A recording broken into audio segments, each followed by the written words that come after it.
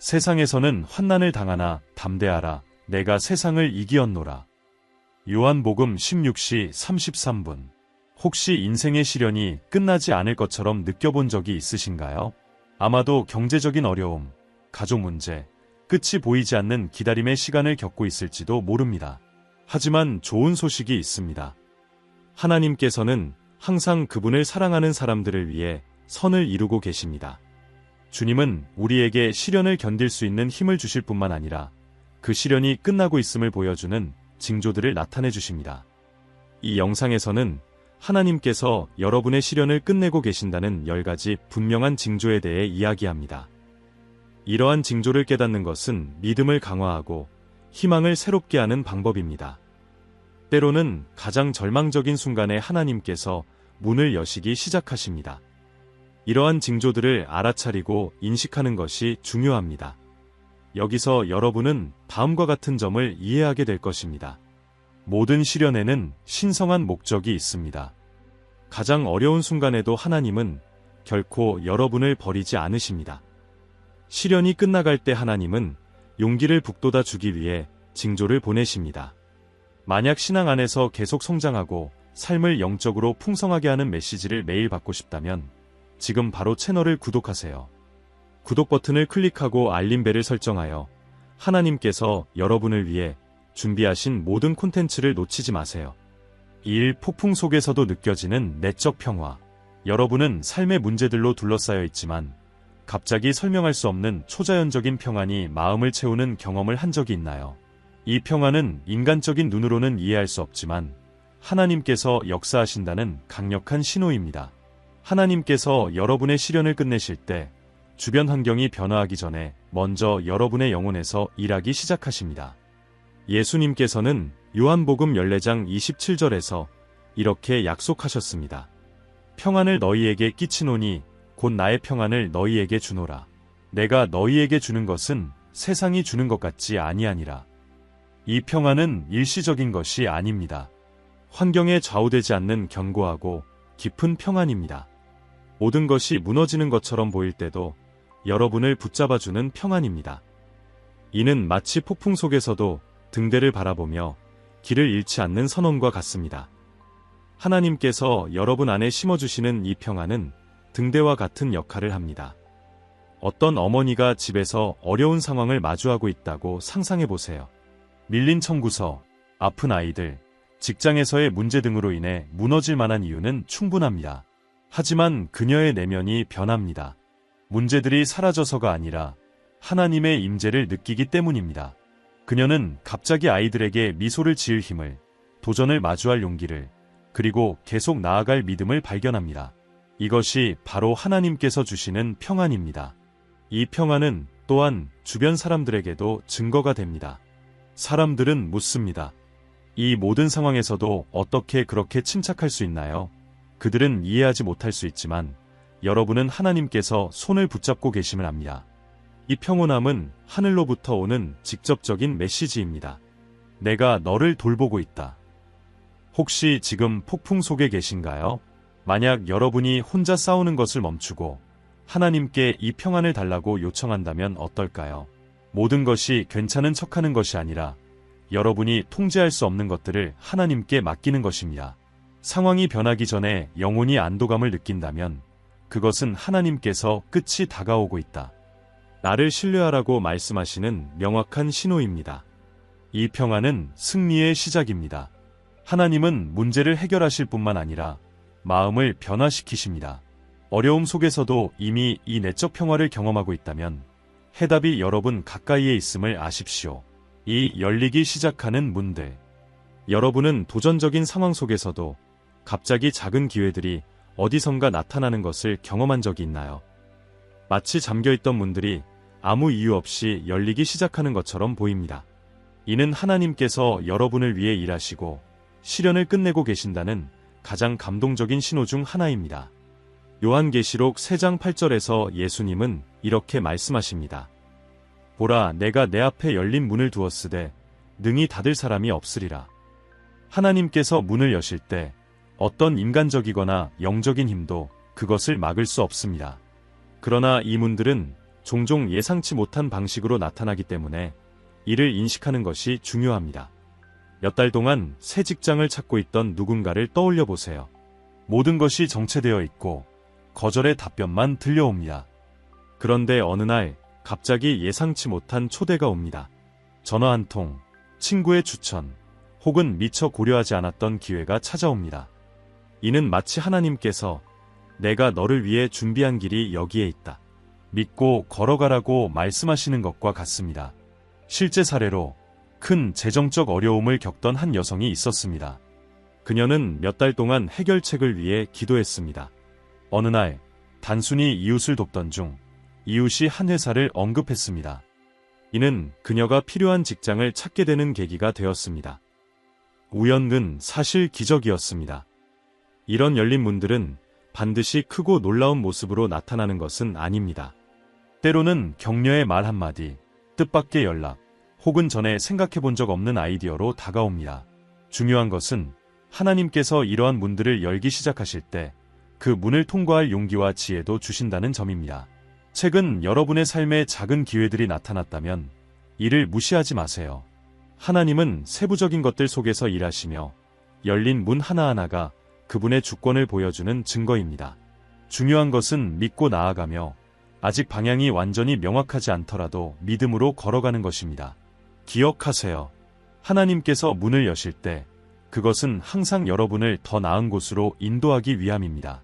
시련이 길고 고통스러웠을 수 있지만 승리의 순간이 다가오고 있습니다.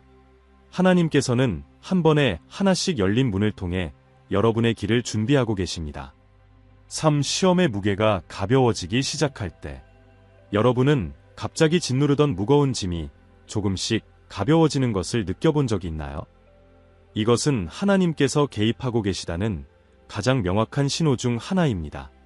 문제들이 한순간에 사라지는 것은 아니지만 억눌리고 질식할 것 같은 느낌이 점차 사라지고 영적인 안도감이 자리 잡기 시작합니다.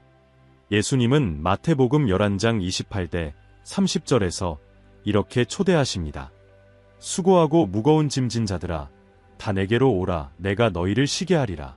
나는 마음이 온유하고 겸손하니 나의 멍에를 메고 내게 배우라. 그리하면 너희 마음이 쉼을 얻으리니 이는 내 멍에는 쉽고 내 짐은 가벼움이라 하시니라.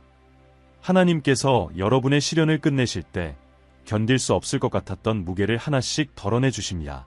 이러한 안도감은 여러 형태로 나타날 수 있습니다. 예를 들어 부채가 조정되거나 관계가 회복되기 시작하거나 예상치 못한 해결책이 나타날 수도 있습니다. 이는 하나님께서 여기까지 잘 걸어왔다. 이제는 내가 나머지를 맡겠다고 말씀하시는 것과 같습니다. 한 남성이 오랜 기간 동안 우울증과 싸우고 있었습니다. 그는 매일 안도를 위해 기도했지만 날들은 여전히 반복되고 짐은 너무나 무거워 보였습니다. 그러던 어느 날 작은 변화가 나타나기 시작했습니다. 집 밖으로 나가고 싶은 마음이 생기고 친구가 도움의 손길을 내밀고 전에는 느낄 수 없었던 작은 기쁨의 순간들이 찾아왔습니다. 그는 무거운 짐이 조금씩 가벼워지는 것을 느꼈습니다. 하나님께서 세세한 부분에서 일하고 계셨던 것입니다. 또 다른 신호는 이전에 절망밖에 보이지 않던 곳에서 희망을 보게 되는 것입니다. 알 수 없던 힘이 내 안에서 솟아나고 내가 혼자가 아니라는 사실을 깨닫게 됩니다. 성령님께서 함께 하시며 그 짐을 덜어주시는 것입니다. 하나님은 결코 여러분이 모든 무게를 혼자 지기를 원치 않으십니다. 하나님께서는 무거운 짐을 성장과 은혜의 교훈으로 바꾸시는 전문가이십니다. 만약 지금 그 안도감을 느끼기 시작했다면 이는 하나님께서 이 싸움이 끝나가고 있다. 조금만 더 버텨라. 승리가 가까이 있다고 말씀하시는 것입니다. 계속해서 하나님께 모든 무거운 짐을 맡기세요. 하나님은 신실하시며 여러분의 삶에서 시작하신 선한 일을 반드시 완성하실 것입니다. 4. 적재적소에 나타나는 사람들. 가장 어려운 순간에 하나님께서 여러분에게 꼭 필요한 사람들을 보내주시는 경험을 해보셨나요? 때로 그들은 뜻밖의 친구, 멘토, 혹은 새롭게 만난 사람일 수 있습니다. 하나님께서 여러분의 시련을 끝내실 때 사람들을 사용하여 다음 단계로 나아갈 수 있도록 도우십니다. 잠언 27장 17절은 우리에게 이렇게 상기시킵니다. 철이 철을 날카롭게 하는 것 같이 사람이 그의 친구의 얼굴을 빛나게 하느니라. 하나님께서는 우리가 혼자 싸우기를 원하지 않으십니다.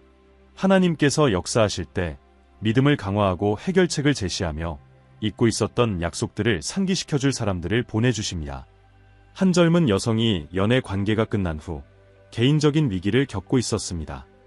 그녀는 방향을 잃고 방황하던 중 교회에서 우연히 나눈 대화 속에서 한 어르신이 자신의 극복 이야기를 들려주었습니다.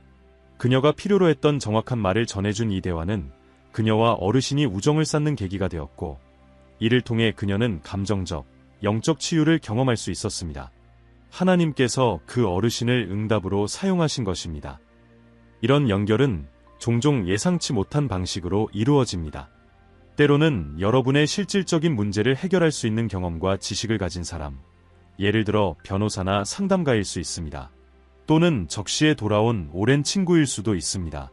하나님은 사람들을 통해 길을 열어주시고 지혜로운 조언을 제공하며 때로는 단순히 위로와 기도로 여러분을 지지하십니다. 또한 하나님께서 보내신 사람들은 여러분이 이전에 없었던 용기를 내어 믿음의 발걸음을 내딛도록 격려할 수도 있습니다. 그들은 프로젝트에 참여하도록 권하거나 하나님께서 여러분의 삶을 위해 계획하신 더 큰 목적을 상기시켜 줄 수 있습니다. 이러한 사람들은 우연히 나타나는 것이 아닙니다. 그들은 하나님께서 여러분의 상황을 변화시키기 위해 보내신 분명한 신호입니다. 최근에 특별한 사람들을 만나게 되었다면 주목하세요. 그들은 하나님께서 여러분을 위해 준비하신 계획의 일부입니다. 이러한 연결을 소중히 여기고 그들을 통해 전달되는 하나님의 사랑과 배려를 인정하세요. 기억하세요. 하나님은 결코 여러분을 홀로 두지 않으시며 이러한 사람들은 하나님께서 시련을 끝내고 계신다는 살아있는 증거입니다. 5.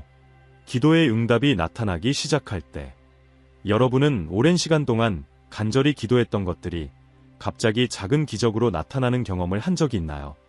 이는 하나님께서 여러분의 기도를 들으시고 시험의 끝을 향해 나아가고 계신다는 강력한 신호입니다.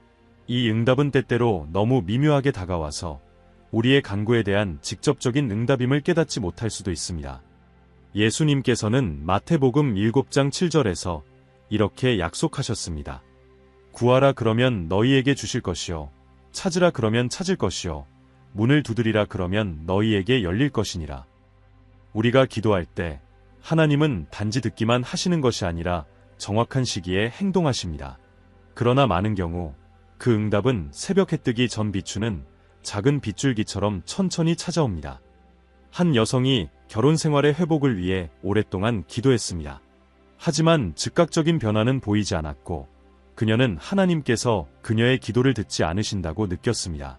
그런데 어느 날 평소 감정적으로 멀게 느껴졌던 남편이 기도를 함께 드리자고 제안했습니다. 그녀에게 그것은 작아 보일지 몰랐지만 변화의 시작이었습니다.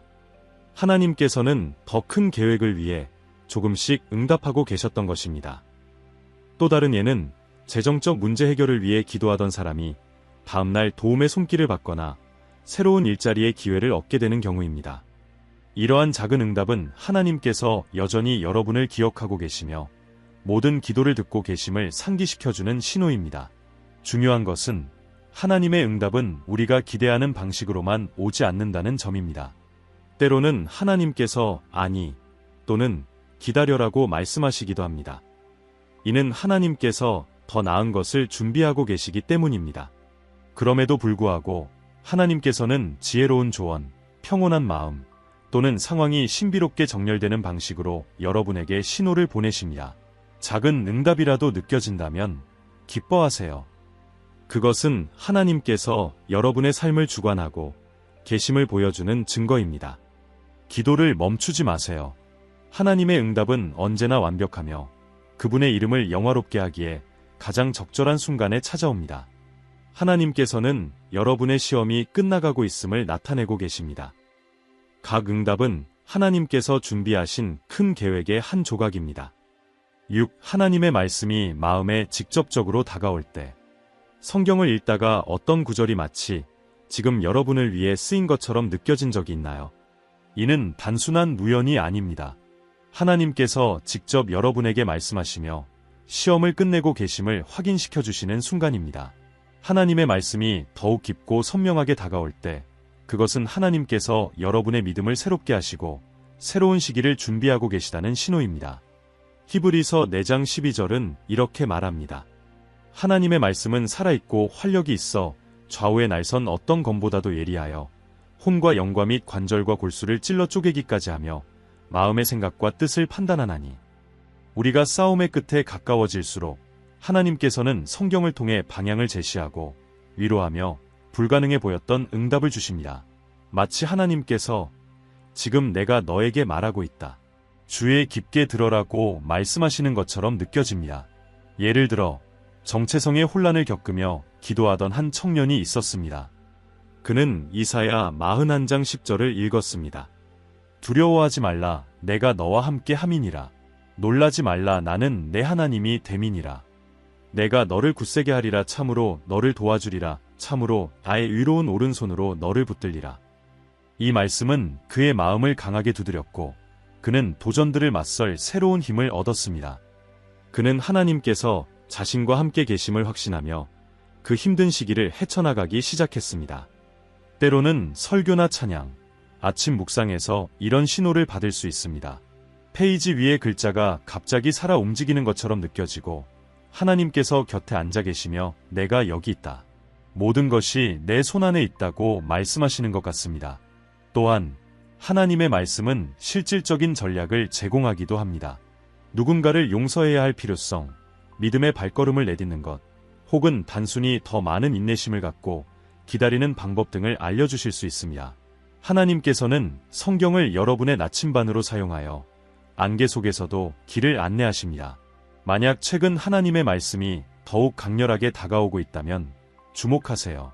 이는 하나님께서 일하고 계시며 여러분의 믿음을 강화하시고 영혼의 안식을 가져다주고 계시다는 분명한 신호입니다.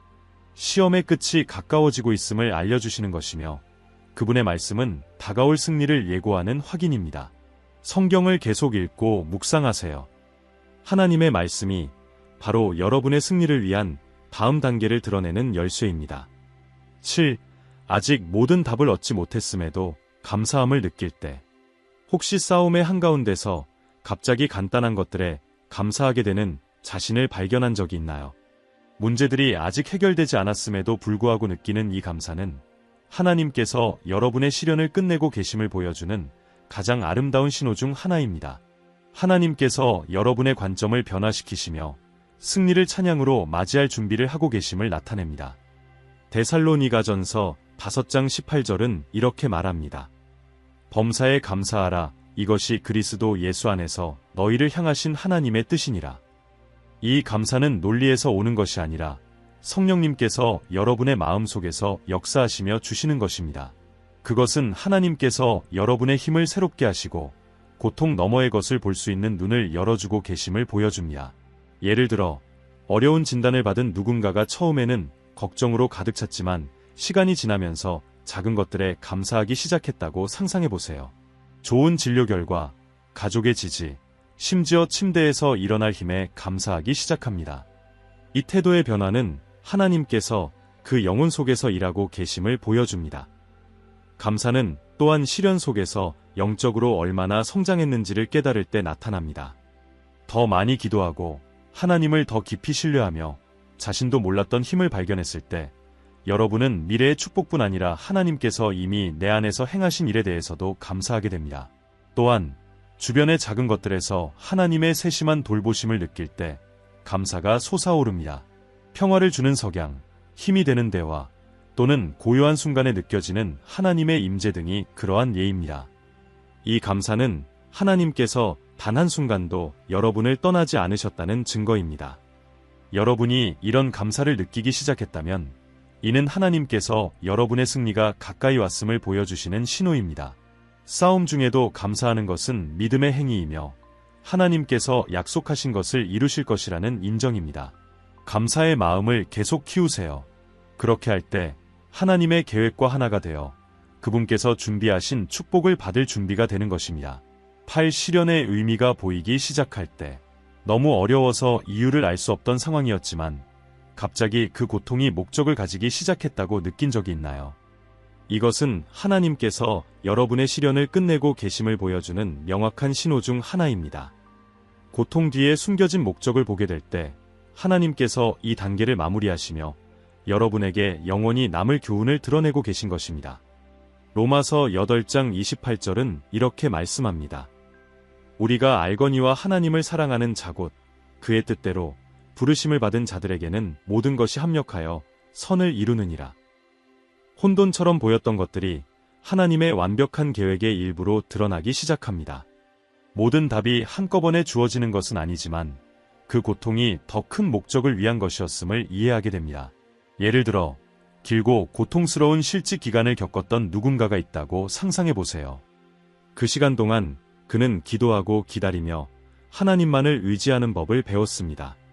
마침내 새 직장을 찾았을 때 그는 그동안의 경험 덕분에 감정적으로나 영적으로 그 자리에 훨씬 더 준비되어 있었다는 것을 깨닫게 되었습니다.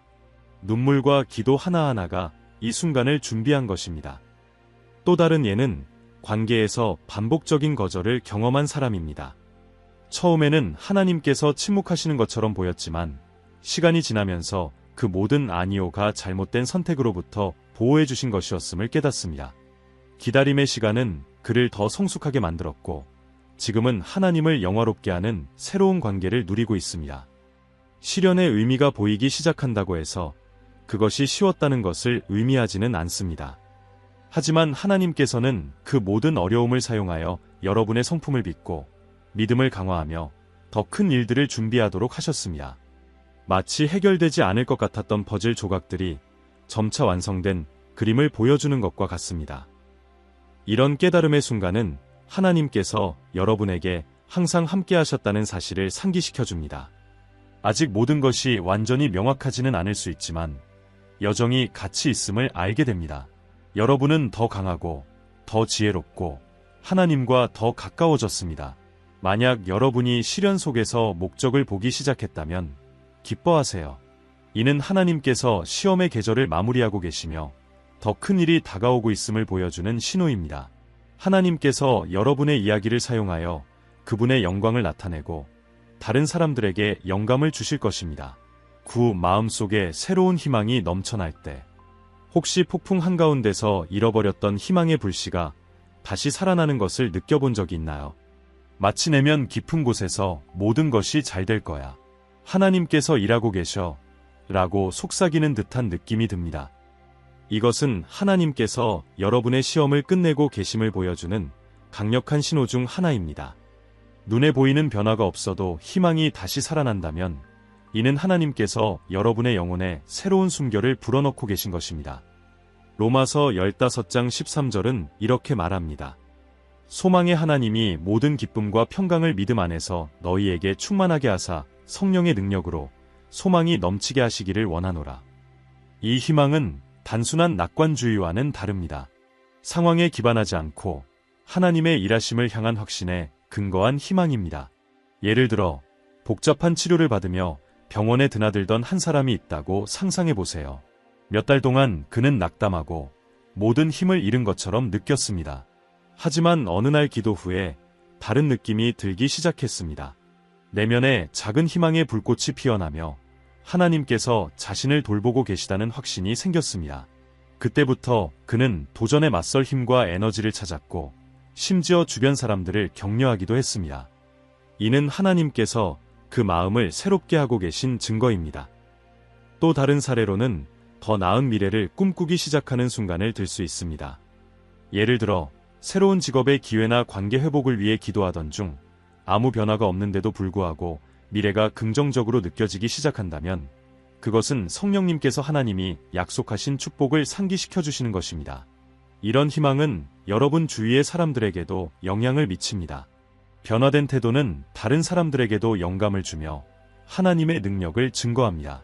하나님께서 주시는 희망은 여러분만 변화시키는 것이 아니라 이를 통해 그분의 신실하심을 세상에 드러내는 도구가 됩니다. 만약 여러분이 이 희망의 물결을 느끼고 있다면 그것은 우연이 아닙니다. 이는 하나님께서 새로운 단계를 준비하시며 여러분이 그분의 약속을 신뢰하도록 돕고 계신 신호입니다. 이 순간을 놓치지 말고 믿음을 강화하세요. 기도와 찬양으로 하나님께 더욱 가까이 나아가세요. 이 희망은 싸움의 끝이 가까워졌다는 신호이며 하나님께서 안팎으로 여러분을 새롭게 하고 계시다는 증거입니다. 새로운 시작이 다가오고 있습니다. 10. 아직 승리를 보지 못했지만 이미 승리를 느낄 때. 설명할 수는 없지만 이미 싸움에서 이겼다는 느낌이 들었던 적이 있나요? 마치 하나님께서 이미 승리를 주셨다는 것을 여러분의 마음이 알고 있는 것처럼 말입니다. 이 느낌은 성령님만이 주실 수 있는 놀라운 선물이며 하나님께서 여러분의 시련을 마무리하고 계시다는 확실한 증거입니다. 이 확신은 두려움과 의심을 잠재우며 하나님께서 모든 것을 주관하고 계심을 깨닫게 합니다. 고린도후서 2장 14절에서 바울은 이렇게 선언합니다. 항상 우리를 그리스도 안에서 이기게 하시고 하나님께서는 우리가 아직 완전한 승리를 보지 못했더라도 승리자로 살기를 원하십니다. 이 느낌은 인간적인 것이 아니라 하나님께서 여러분의 믿음을 강화하기 위해 주시는 선물입니다. 예를 들어 가족 회복을 위해 오랫동안 기도하던 한 사람이 있다고 가정해보세요. 갈등과 단절은 너무 심각해 보였지만 어느 날 그는 이미 회복이 이루어졌다는 확신을 느끼기 시작했습니다. 그는 자신감을 가지고 기도하며 가족을 축복하는 말을 하며 기쁨으로 하루하루를 살았습니다. 이 변화는 하나님께서 그 마음에 승리의 확신을 심어주셨기 때문입니다. 또는 중요한 프로젝트의 승인을 기다리던 한 여성을 생각해보세요. 응답을 받기 전부터 그녀는 마음속에 평안과 확신을 느꼈습니다. 하나님께서 약속하신 것은 반드시 이루실 것이다. 라는 믿음으로 의심을 이겨냈습니다. 나중에 긍정적인 답을 받았을 때 그녀는 하나님께서 그 승리의 느낌으로 자신을 준비시키셨음을 깨달았습니다. 이 승리의 감각은 단순한 느낌이 아닙니다. 그것은 삶의 방식을 바꿉니다. 여러분은 하나님께서 이미 하신 일에 대해 온전히 찬양하기 시작합니다. 아직 이루어지지 않은 약속이 아니라 이미 영적으로 이루어진 승리를 기뻐하는 것입니다. 문제를 외면하는 것이 아니라 하나님께서 모든 것을 완벽히 통제하고 계심을 신뢰하며 바라보는 것입니다. 이 감각을 경험하고 있다면 그것은 하늘로부터 온 직접적인 메시지입니다. 하나님께서 여러분과 함께 하시며 이미 승리를 선포하셨다는 증거입니다. 이 확신을 축하하고 기쁨으로 찬양하세요. 하나님께서는 시련의 끝이 다가왔음을 보여주시며 영광스러운 승리를 준비하고 계십니다. 노래하고 기뻐하며 이미 승리한 사람처럼 사세요. 하나님의 최고의 계획이 여러분을 기다리고 있습니다. 형제, 자매님, 지금이야말로 모든 것을 하나님께 맡길 순간입니다. 눈을 감고 마음을 높이며 믿으십시오. 선한 일을 시작하신 주님께서 그것을 신실하게 완성하실 것입니다. 믿음으로 기도하며 하나님께서 여러분의 삶에 새 시대를 준비하고 계심을 확신합시다. 함께 하나님께 말씀드립시다. 주님, 나의 하나님 아버지, 오늘 저는 겸손과 경애, 그리고 감사로 가득 찬 마음으로 주님께 나아옵니다. 주님은 전능하신 하나님, 하늘과 땅의 창조주이시며 동시에 제 삶의 모든 세세한 부분까지 돌보아 주시는 사랑의 아버지이십니다. 저는 주님의 주권을 인정하며 제 마음과 삶을 다시 한번 주님의 손에 온전히 맡깁니다. 아버지, 시련이 신앙의 여정에서 피할 수 없는 부분이며 그것이 때로 저를 가르치고 다듬으며 주님께 더 가까이 나아가게 하기 위한 것임을 압니다. 하지만 고백하건대 그것이 항상 쉽지는 않습니다. 지치고 낙담하며 심지어 더 이상 나아갈 힘이 없다고 느꼈던 순간들도 있었습니다. 그럼에도 불구하고 주님이 저와 함께 계셨음을 믿습니다. 비록 주님의 임재를 느낄 수 없었던 때조차도 말입니다. 오늘 주님께 감사드립니다. 제게 주님께서 시련의 끝이 가까워졌음을 보여주시는 신호를 주시기 시작하셨기 때문입니다. 모든 것이 여전히 불확실해 보이는 상황 속에서도 제 마음에 평안을 주신 것을 감사합니다. 이 평안은 주님께서 모든 것을 주관하고 계심을 상기시켜주는 증거입니다. 오직 주님만이 주실 수 있는 이 확신을 찬양합니다. 또한 제 삶에 열리기 시작한 문들에 대해 감사드립니다. 예상치 못했던 기회들, 적절한 순간에 찾아온 도움, 크고 작은 모든 기도의 응답들은 주님의 세심한 돌보심과 사랑의 증거입니다. 주님께서 절 포기하지 않으시고 제가 깨닫지 못했을 때조차도 제 이야기를 써내려가고 계셨음을 감사합니다. 아버지, 주님과 주님의 말씀에 집중할 수 있도록 도와주십시오. 도전에 직면했을 때 낙심하거나 흔들리지 않도록 제 믿음을 굳건히 세워주시옵소서. 제 힘을 새롭게 하셔서 제가 계속 전진하고 신뢰하며 기다릴 수 있도록 도와주십시오. 주님의 약속은 언제나 진실하다는 것을 알고 있습니다. 주님, 제가 보내주시는 모든 신호를 영적으로 인식할 수 있도록 제 영적 눈을 열어주시옵소서. 작지만 중요한 기적들과 마음의 안도를 결코 지나치지 않게 하시고 그것들이 주님의 손길임을 깨닫게 하여 주옵소서. 모든 상황에서 감사하는 마음을 유지하며 모든 것이 제게 유익하게 하려는 주님의 섭리임을 신뢰하게 하옵소서. 아버지, 저를 계속 변화시켜 주십시오. 기다림의 시간이 단순히 고통의 시간이 아니라 성장과 준비의 시간이 되게 하여 주옵소서. 주님께서 예비하신 것을 받을 준비가 될 수 있도록 제 안에서 필요한 모든 일을 행하여 주옵소서. 그리고 아직도 싸우고 있는 모든 이들을 위해 중보합니다.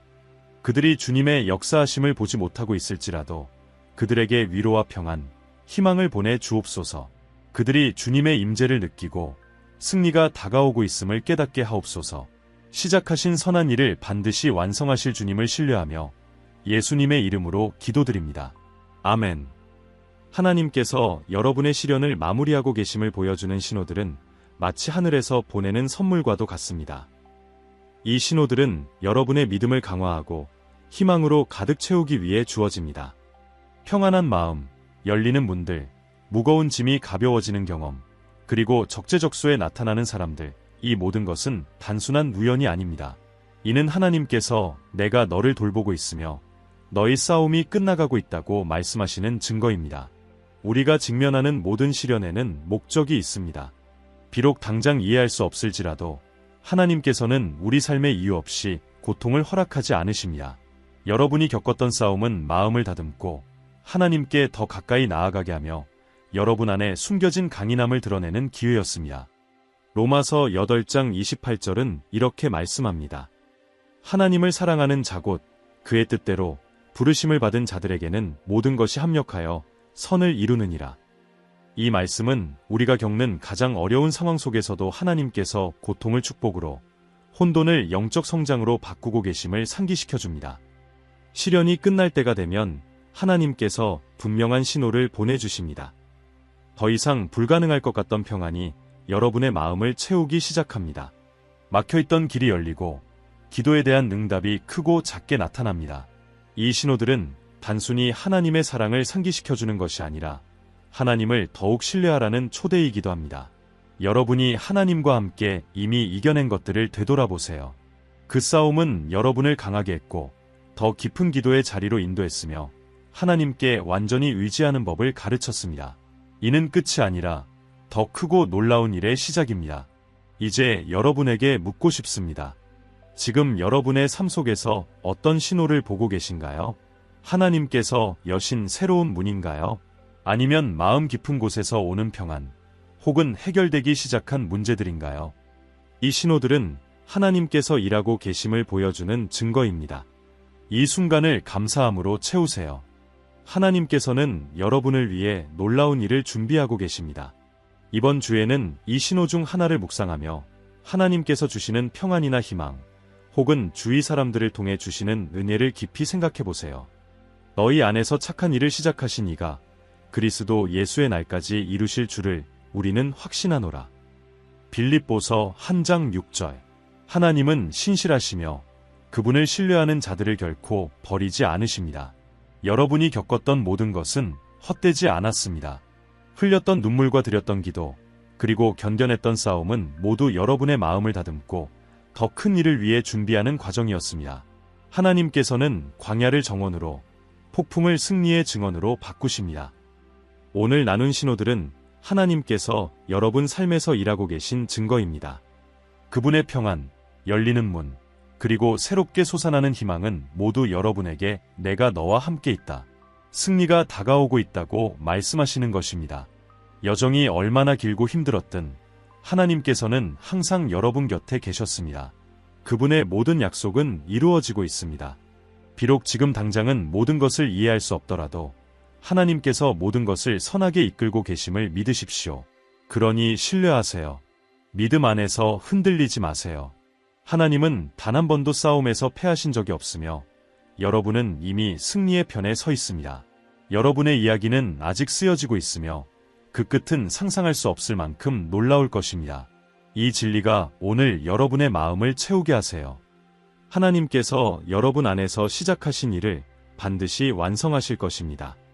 그분을 찬양하며 감사하세요. 그리고 하나님께서 준비하신 최고의 일이 곧 다가올 것임을 믿으십시오. 여러분의 경험을 나눌 수 있는 공간을 제공합니다. 지금까지 어떤 신호를 보셨나요? 혹은 아직 신호를 보지 못했다면 기도를 남겨주세요. 다른 믿음의 형제자매들이 여러분을 위해 중보할 수 있도록 말입니다. 우리는 이 여정을 함께 걷고 있습니다. 이 메시지가 여러분의 마음에 와닿았다면 채널을 구독하고 알림을 활성화하세요. 매일 여러분의 믿음을 격려하고 성장시키는 말씀을 나누겠습니다. 그리고 다음 영상도 꼭 확인하세요. 하나님의 계획을 분별하고 그분의 뜻에 따라 사는 법을 탐구할 것입니다. 여러분과 여러분의 가정에 축복이 될 것을 확신합니다. 하나님께서 계속해서 여러분을 축복하시고 강하게 하시며 모든 순간에 인도하시기를 기도합니다. 잊지 마세요. 하나님은 신실하시며 여러분의 삶에서 시작하신 일을 완성하실 것입니다. 그분을 신뢰하며 희망을 품고 살아가십시오. 하나님께서 준비하신 최고의 일이 아직 오고 있습니다. 다음 영상에서 만나요. 내 길을 여호와께 맡기라. 그를 신뢰하라. 그가 이루시리라. 시편 37:5.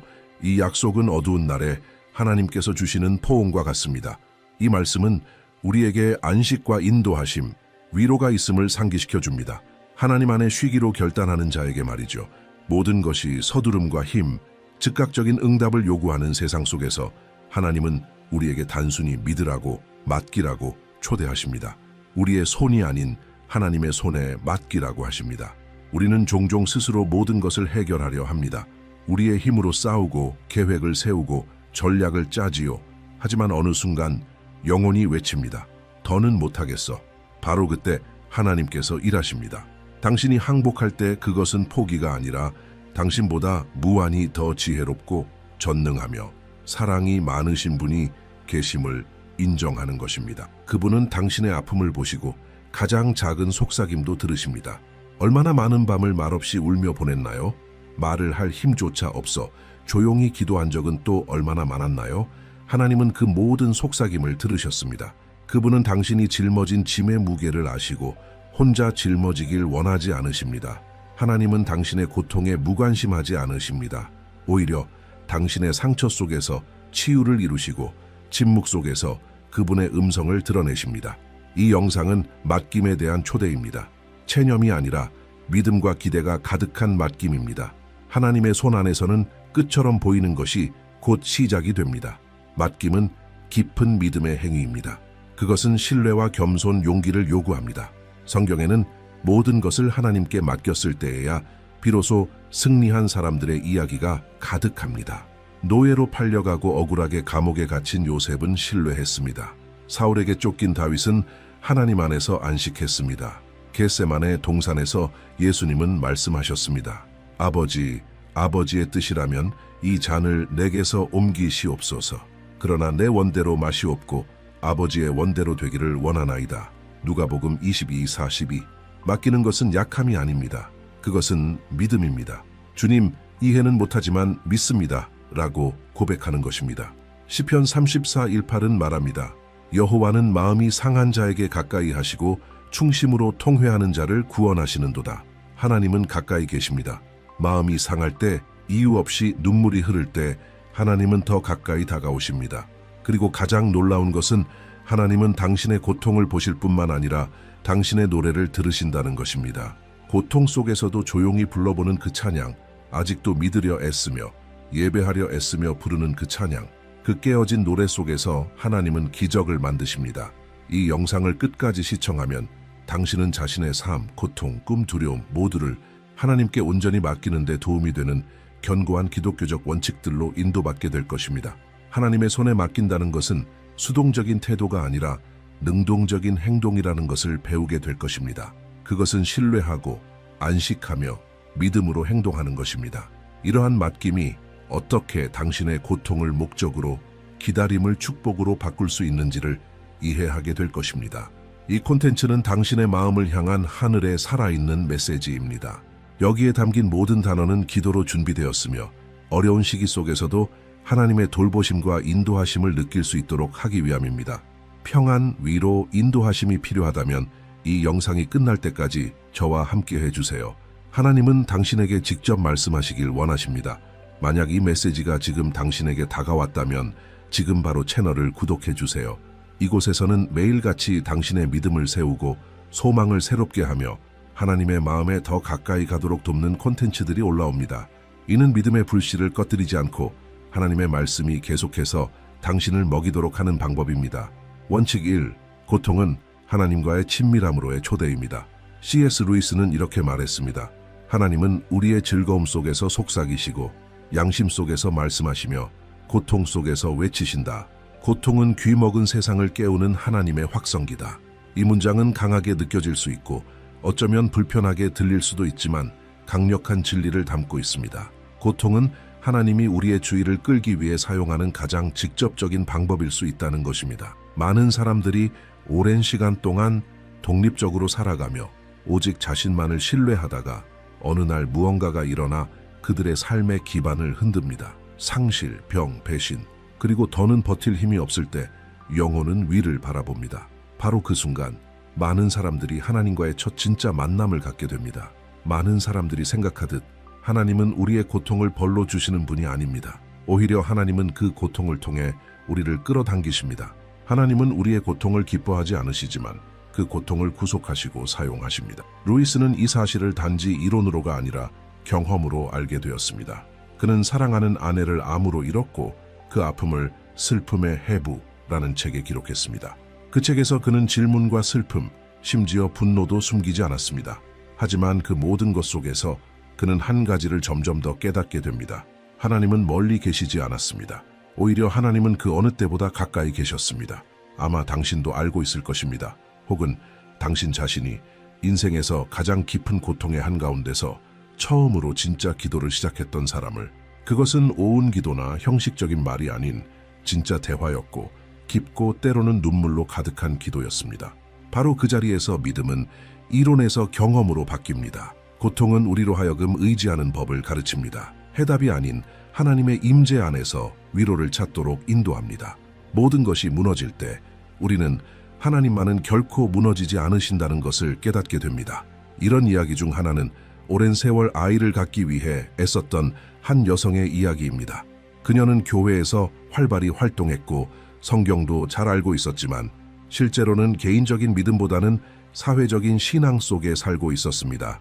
그러다 세월이 흐르고 계속되는 부정적인 의학적 진단 앞에서 그녀는 침묵을 마주하게 되었습니다. 그녀는 하나님께 편지를 쓰기 시작했고 밤마다 눈물로 기도하며 한 번도 그렇게 깊게 열어본 적 없던 자신의 영혼을 드러내기 시작했습니다. 그리고 자신도 모르게 그녀는 내면에서부터 치유되기 시작했습니다. 아이를 갖게 될지는 여전히 알 수 없었지만 한 가지는 분명히 달라졌습니다. 그녀는 하나님께 그 어느 때보다 가까이 다가갔고 그녀의 마음은 완전히 변화되었습니다. 몇 년 뒤 그녀는 그 고통이 자신을 영적 친밀함의 가장 깊은 자리로 이끌었다고 간증했습니다. 그리고 결국 예상하지 못했던 가장 큰 축복, 입양이라는 선물을 받게 되었습니다. 고통은 힘든 학교일 수 있지만 동시에 하나님이 가장 크게 말씀하시는 장소이기도 합니다. 그 확성기는 거칠게 들릴 수 있지만 그것은 사랑의 외침입니다. 만약 지금 당신이 고통의 시간을 지나고 있다면 하나님으로부터 도망치지 마세요. 그분께 달려가세요. 말하고 울고 질문하세요. 그러나 머무르세요. 왜냐하면 이 과정을 통해 당신의 믿음은 단순히 들은 이야기가 아니라 진짜 삶이 되기 때문입니다. 하나님은 상처를 길로 바꾸시고 눈물을 강력한 기도로 바꾸십니다. 만약 이 하나님의 말씀이 당신의 마음에 닿았다면 댓글에 아멘이라고 적어 당신의 믿음을 고백해 보세요. 원칙 2. 당신이 기다리는 동안 하나님은 무대 뒤에서 일하고 계십니다. C.S. 루이스는 이렇게 썼습니다. 나는 하나님의 침묵이 곧 부재가 아님을 배웠다. 그것은 우리가 아무것도 느끼지 않을 때조차 믿도록 가르치시는 방식이다. 이것은 믿음을 가진 사람에게 가장 어려운 교훈 중 하나입니다. 아무 일도 일어나지 않는 것처럼 느껴질 때에도 계속 믿는 것. 기다림은 단지 인내의 시험이 아니라 신뢰의 시험입니다. 어떤 것을 위해 기도하고 날이 지나고 주가 지나고 달이 지나면 우리의 마음은 의심하기 시작합니다. 정말 하나님이 내 기도를 들으셨을까? 하나님은 나를 신경 쓰고 계실까? 혹시 나는 무시당하고 있는 건 아닐까? 그러나 진리는 이것입니다. 하나님은 보이지 않는 방식으로 정확한 때에 우리가 볼 수 없는 곳에서 일하고 계십니다. 하나님의 침묵은 무관심이 아닙니다. 그것은 준비입니다. 하나님은 아무것도 하지 않으시는 것이 아니라 보이지 않는 영역에서 일하고 계십니다. C.S. 루이스는 하나님을 이야기의 작가에 비유했습니다. 책 속의 인물들은 자신들이 속한 이야기 바깥에서 작가가 글을 쓰는 모습을 볼 수 없지만 그 이야기에서 일어나는 모든 일은 작가의 손에 달려 있습니다. 우리의 삶도 마찬가지입니다. 우리는 페이지 안에서 살면서 모든 것이 멈춘 것처럼 느끼지만 작가이신 하나님은 계속해서 쓰고 계십니다. 이것을 이해하는 또 다른 방법은 씨앗을 생각하는 것입니다.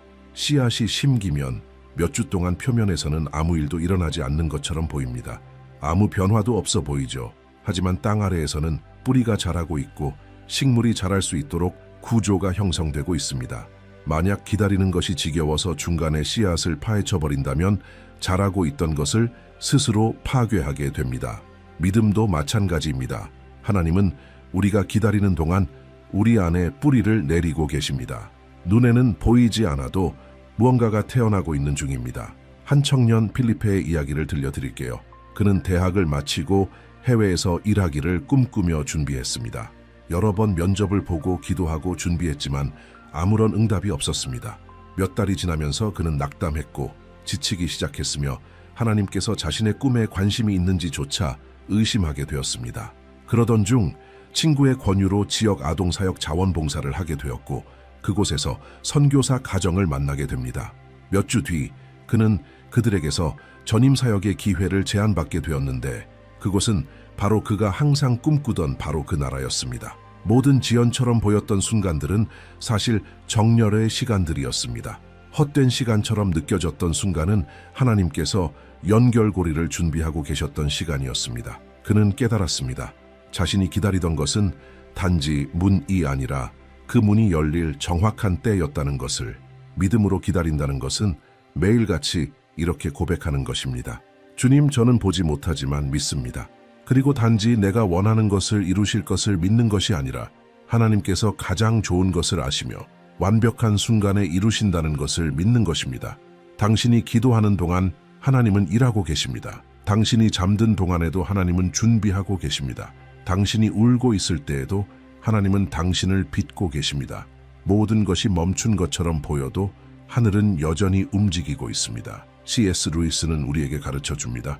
하나님은 모든 것을 즉시 이루시는 마술사가 아니라 그 과정을 소중히 여기시는 아버지이시라고.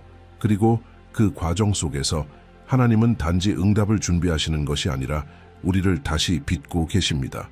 하나님은 축복도 돌보시지만 그보다 먼저 그 축복을 받을 사람을 준비시키십니다. 원칙 3. 겸손은 힘으로는 열 수 없는 문을 연다. C.S. 루이스는 겸손에 대해 이렇게 말했습니다. 겸손은 자신을 덜 생각하는 것이 아니라 자신에 대해 덜 생각하는 것이다.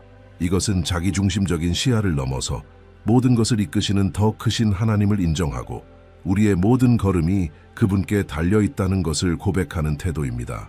개인의 자율성과 성취, 완전한 독립을 숭배하는 세상에서 겸손은 약함처럼 보일 수 있습니다. 하지만 하나님의 나라의 논리에서는 겸손이야말로 강함으로는 결코 열 수 없는 문을 여는 열쇠입니다. 예수님은 말씀하셨습니다. 온유한 자는 땅을 기업으로 받을 것이라. 강한 자도 자랑하는 자도 준비된 자도 아닌 겸손한 자가 말입니다. 왜일까요?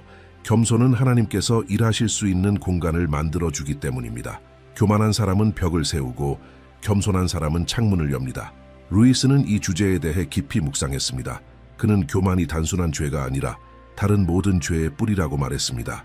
교만은 마음을 닫고 생각을 굳게 하며 다른 사람의 말을 듣지 못하게 만들고 영적인 민감함을 마비시킵니다. 반대로 겸손은 마음을 부드럽게 하고 빛을 들이오며 하나님께서 우리를 변화시키시고 인도하실 길을 엽니다. 종종 우리가 하나님께 바라는 응답이 오지 않는 이유는 우리가 모든 것을 스스로 해보려 하기 때문입니다.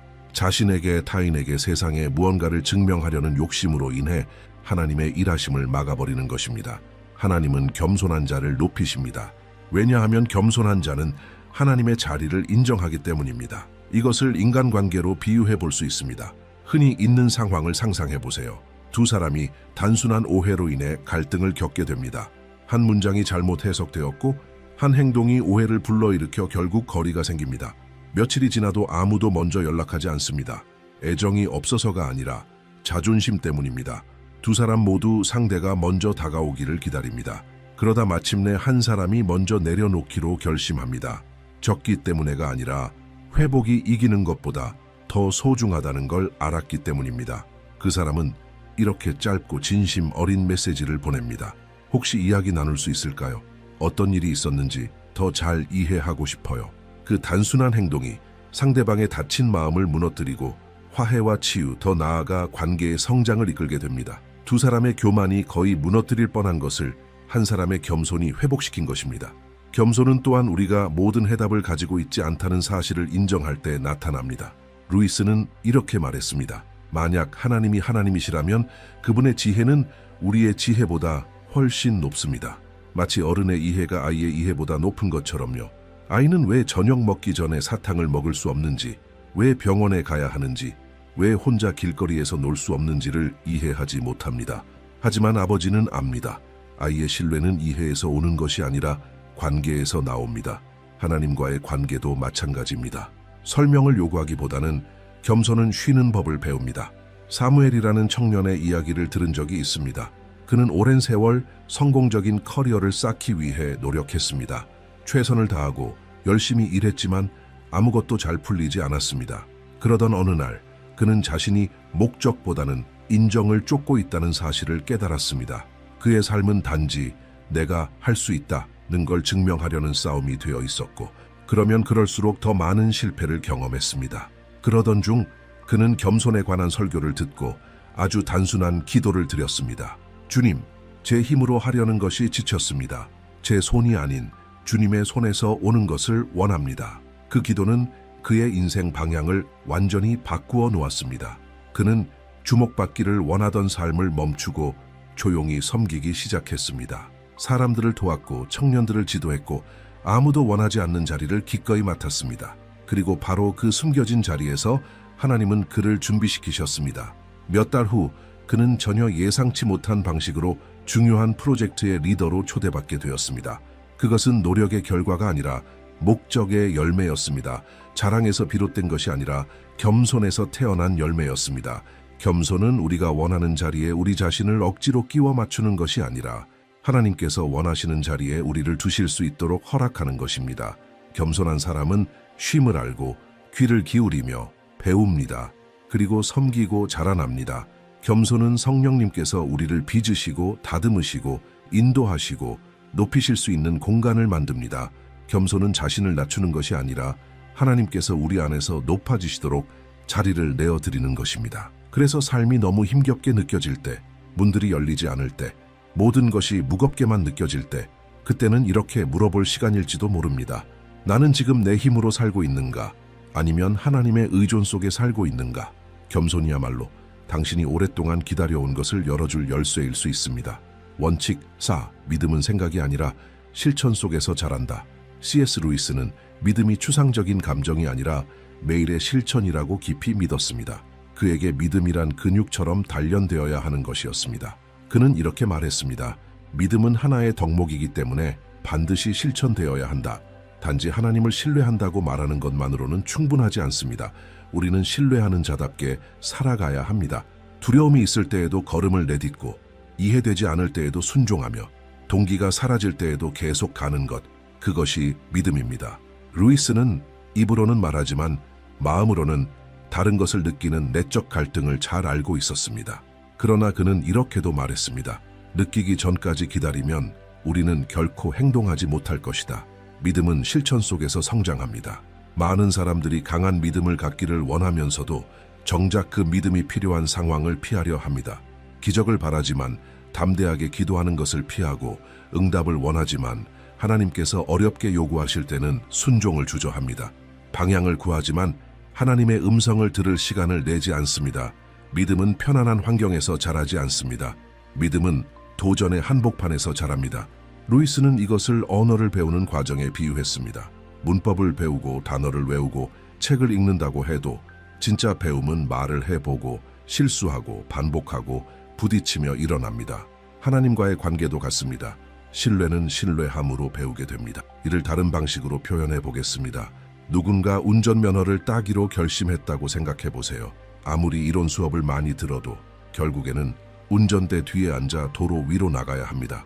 그리고 처음에는 손이 떨리고 실수하고 긴장하고 차를 꺼뜨리고 심장이 쿵쾅거립니다. 하지만 시간이 지나면 놀라운 변화가 일어납니다. 처음엔 불가능처럼 느껴졌던 일이 점점 자연스러워집니다. 왜일까요? 그것은 연습되었기 때문입니다.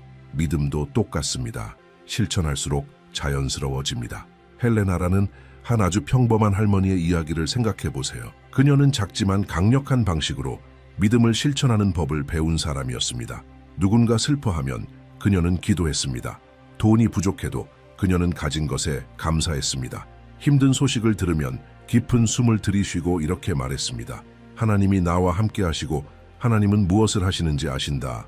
그녀는 설교자가 아니었고 책을 쓰지도 않았고 신학 공부를 한 적도 없었습니다. 하지만 그녀의 삶은 살아있는 실천된 믿음의 증거였습니다. 어느 날 그녀의 이웃이 심각한 건강 진단을 받았다고 이야기했습니다. 헬레나는 속으로 떨고 있었지만 이웃의 어깨에 손을 얹고 말했습니다. 우리 지금 같이 기도해요. 그 순간은 그녀에게 큰 용기의 발걸음이었습니다. 그리고 기도하는 중 그녀는 이전에 한 번도 경험하지 못했던 평안을 느꼈습니다. 훗날 그 이웃은 그 기도의 순간이 자신의 감정적 회복의 시작이었다고 고백했습니다. 헬레나의 믿음은 큰 기적에서 온 것이 아닙니다. 작은 실천들이 쌓여 용기가 된 것입니다. C.S. 루이스는 이렇게 상기시켜줍니다. 믿음은 두려움을 없애는 것이 아니라 두려움 속에서도 걸어가는 것입니다. 믿음은 안전함을 느낄 때까지 기다리지 않습니다. 먼저 행동합니다. 모든 걸 이해한 후에 순종하지 않습니다. 그럼에도 불구하고 순종합니다. 진짜 믿음은 이론에서 태어나는 것이 아니라 행동에서 태어납니다. 하나님께서 말씀하신 것을 길이 다 보이지 않아도 실천하기로 결단할 때 그때 영적으로 성장하게 됩니다. 당신이 더 강한 믿음을 원한다면 특별한 감정을 기다리지 마세요. 오늘 단순한 걸음부터 시작하세요. 피곤해도 기도하고 고통 속에서도 감사하며 힘들어도 사랑하고 이해되지 않아도 순종하고 아무것도 변하지 않는 것 같아도 인내하세요. 믿음은 사용할수록 강해집니다. 그리고 사용할수록 점점 당신 삶의 자연스러운 일부가 되어갑니다. 하나님은 바로 이렇게 영적 전사들을 세우십니다. 한 걸음씩, 한 실천씩. 원칙 5. 진정한 소망은 지금이 아니라 영원에 있다. C.S. 루이스는 이렇게 말했습니다. 이 세상의 어떤 것도 채워줄 수 없는 갈망이 우리 안에 있다면 가장 그럴듯한 설명은 우리가 다른 세상을 위해 창조되었다는 것이다. 이 한 문장은 많은 사람들이 좋은 것들로 둘러싸여 있음에도 불구하고 느끼는 공허함을 깊이 있게 요약합니다. 마치 모든 것이 제자리에 있는 것 같아도 직장, 가족, 친구, 성공, 여전히 설명할 수 없는 그리움이 마음속에 남아있는 것처럼 느껴집니다. 루이스는 이것을 불안한 기쁨이라 불렀습니다. 일종의 영적 향수, 우리 안에서 하늘을 가리키는 메아리 같은 것입니다. 바로 여기에 기독교적 소망이 들어옵니다. 그것은 지금 여기에서 일어나는 일에 기반한 것이 아니라 저 너머에 약속된 것에 기반합니다. 우리는 종종 소망을 단순한 긍정적 사고, 낙관주의로 오해합니다. 그러나 진짜 소망은 단순히 긍정적으로 생각하는 것을 넘어서 하나님께서 모든 것을 더 큰 선을 위해 이끌고 계신다는 깊은 확신입니다. 비록 그 선함이 아직 완전히 드러나지 않았더라도 말입니다. 소망은 삶이 어렵고 앞이 보이지 않을 때에도 계속 서 있을 수 있게 해줍니다. 왜냐하면 이 세상이 이야기의 끝이 아님을 알고 있기 때문입니다. 기독교 신앙은 고통을 외면하지 않습니다. 오히려 그 고통을 통과해가며 영원을 바라봅니다. 루이스는 그리스도인들이야말로 이 세상에서 가장 소망을 품고 살아야 한다고 믿었습니다. 그것은 순진해서가 아니라 지금 이 전체 그림의 일부에 불과하다는 것을 알기 때문입니다. 우리는 죄로 인해 깨어진 현실 속에 살고 있습니다. 고통, 상실, 불의, 슬픔이 가득한 세상. 그러나 그리스도인은 그 모든 것을 다른 시각으로 바라봅니다. 왜냐하면 모든 것을 새롭게 하시는 구속자가 계시며 언젠가 모든 것이 온전히 회복될 것을 알기 때문입니다. 그 약속이 바로 이것입니다. 그들의 눈에서 모든 눈물을 닦아 주실 것이며 요한계시록 21사. 이 약속은 단순한 시적 표현이 아닙니다. 그것은 우리의 미래입니다. 희망을 바라보는 또 하나의 방법은 아픈 아이를 안고 있는 어머니의 모습을 떠올리는 것입니다. 아이는 열이 높고 울음을 멈추지 않으며 약도 아직 효과를 보이지 않습니다. 하지만 어머니는 절망하지 않습니다.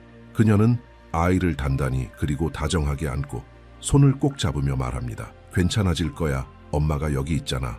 고통은 여전히 있지만 어머니의 존재가 위로를 줍니다. 아이는 상황을 이해하지 못해도 혼자가 아니라는 것은 느낍니다. 우리의 삶 속 하나님도 이와 같습니다.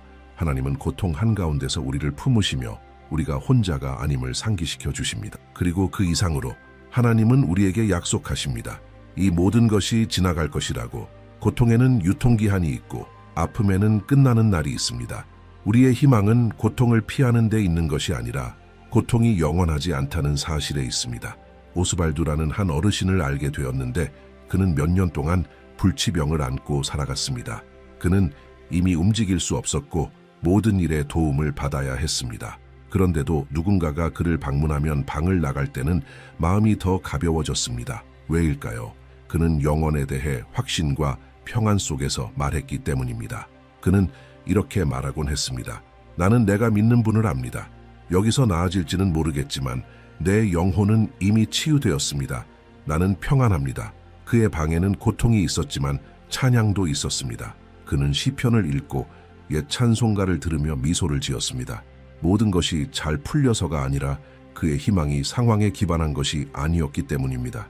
그가 세상을 떠났을 때 그의 가족은 그의 믿음이 어떤 치료보다도 자신들을 더 지탱해 주었다고 간증했습니다. 그를 견디게 한 것은 육체적인 치유가 아니라 영원한 희망이었습니다. 루이스는 또한 이 세상에서 가장 큰 변화를 일으킨 사람들은 바로 눈을 다음 세상에 고정한 사람들이라고 말했습니다. 과거의 그리스도인들은 학교를 세우고 병원을 짓고 고아를 위한 집을 마련하며 정의를 위해 싸웠습니다. 그것은 세상에서 보상을 기대해서가 아니라 영원한 목적을 가지고 살았기 때문입니다. 그들은 이 땅에서의 모든 사랑의 행동이 영원 속에서 울려 퍼진다는 것을 알았습니다. 희망을 가지고 산다는 것은 의미를 가지고 사는 것입니다. 하나님의 손에 있는 것은 아무것도 잃어버려지지 않는다는 것을 아는 것입니다. 부서진 것도 회복될 수 있고 죽음이 빼앗으려 했던 것도 하나님은 되살리시겠다고 약속하십니다. 희망을 갖는 것은 매일의 선택입니다. 아침에 일어나 이렇게 말하는 것입니다. 주님, 오늘이 아프더라도 주님이 나와 함께 하심을 압니다. 지금의 고난은 장차 우리에게 나타날 영광과 비교할 수 없습니다. 로마서 8:18. 눈물을 흘리며 걸어갈지라도 방향을 잃지 않는 것입니다. 우리는 끝을 향해 가는 것이 아니라 새로움을 향해 나아가고 있는 것입니다. 하늘은 도망치는 곳이 아니라 목적지입니다. 영혼은 값싼 위로가 아니라 거짓말하지 않으시는 하나님께서 주신 가장 위대한 약속입니다. 당신이 지쳐 있다면, 싸움이 무겁게 느껴진다면, 응답이 오지 않는 것 같다면 기억하세요. 희망은 눈에 보이는 것에 있는 것이 아니라 당신의 마음이 믿는 그분 안에 있습니다. 하나님은 더 큰 것을 준비하고 계십니다. 이야기는 아직 끝나지 않았습니다. 지금은 보이지 않을 수 있지만 나중에는 보게 될 것입니다. C.S. 루이스는 이렇게 썼습니다. 음악이나 석양과 같은 어떤 것들은 마치 다른 세상에서 온 메시지처럼 우리를 감동시킨다. 어쩌면 당신이 느끼는 감정은 단순한 슬픔이 아니라 당신이 창조된 본래의 집에 대한 그리움일지도 모릅니다. 그리고 그 그리움은 우리가 마침내 하나님과 함께할 때 완전히 채워질 것입니다. 진정한 희망은 우리를 세상에서 도피하게 하지 않고 이 세상 속에서도 끝까지 견딜 수 있는 힘을 줍니다. 끝까지 붙잡으세요. 최고의 순간은 아직 오지 않았습니다. 왜냐하면 하나님이 약속하셨기 때문입니다. 그리고 하나님이 약속하시면 반드시 이루십니다. 원칙 6. 완전한 맡김은 진정한 자유의 시작이다. C.S. 루이스는 이렇게 말했습니다. 자신을 하나님께 완전히 내어드리는 것이 역설적으로 우리가 진정한 자유를 발견하는 곳이다. 통제권을 내려놓는 것이 자유로 가는 길이라는 건 모순처럼 보일 수 있지만 이것은 기독교 신앙의 가장 깊은 진리 중 하나입니다. 세상이 말하는 자유는 원하는 모든 것을 할 수 있는 능력이지만 하나님이 주시는 자유는 당신이 본래 창조된 존재로 살아갈 수 있는 자유입니다. 그리고 그 자유는 당신이 당신의 삶을 하나님의 손에 맡길 때에만 가능합니다.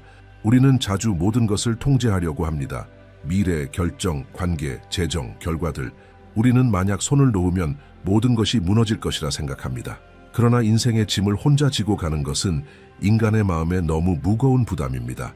그래서 예수님은 이렇게 초대하십니다. 수고하고 무거운 짐을 진 자들아, 다 내게로 오라.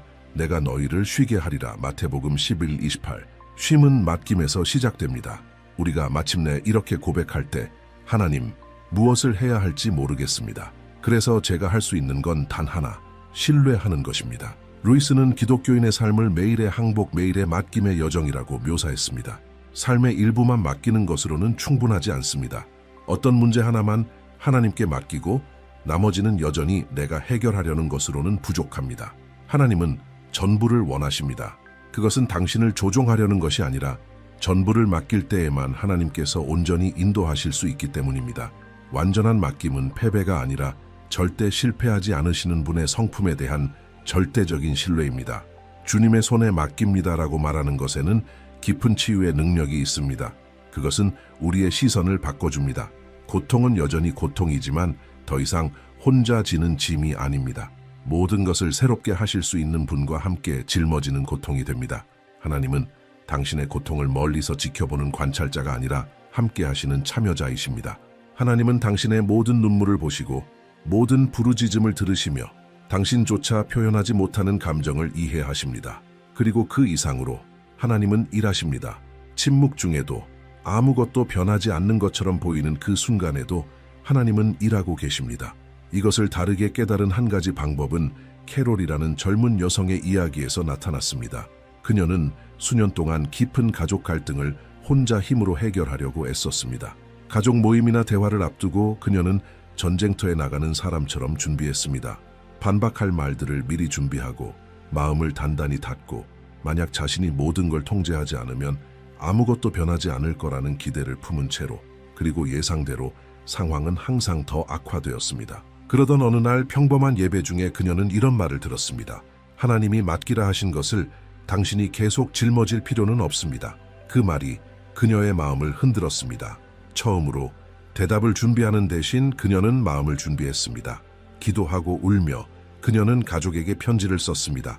그 편지 안에는 비난이 없었습니다. 오직 고백, 용서, 그리고 항복만이 있었습니다. 그녀는 회복의 통제권을 하나님의 손에 맡겼습니다. 그리고 몇 주 후 수년간 변화 없던 상황이 서서히 변화하기 시작했습니다. 맡김은 용기의 행위입니다. 그것은 이렇게 말하는 것입니다. 나는 내가 통제할 수 있는 것보다 하나님께서 하실 수 있는 일을 더 믿습니다. 이 신뢰는 우리의 태도를 바꿉니다. 영혼을 더 가볍게 만듭니다.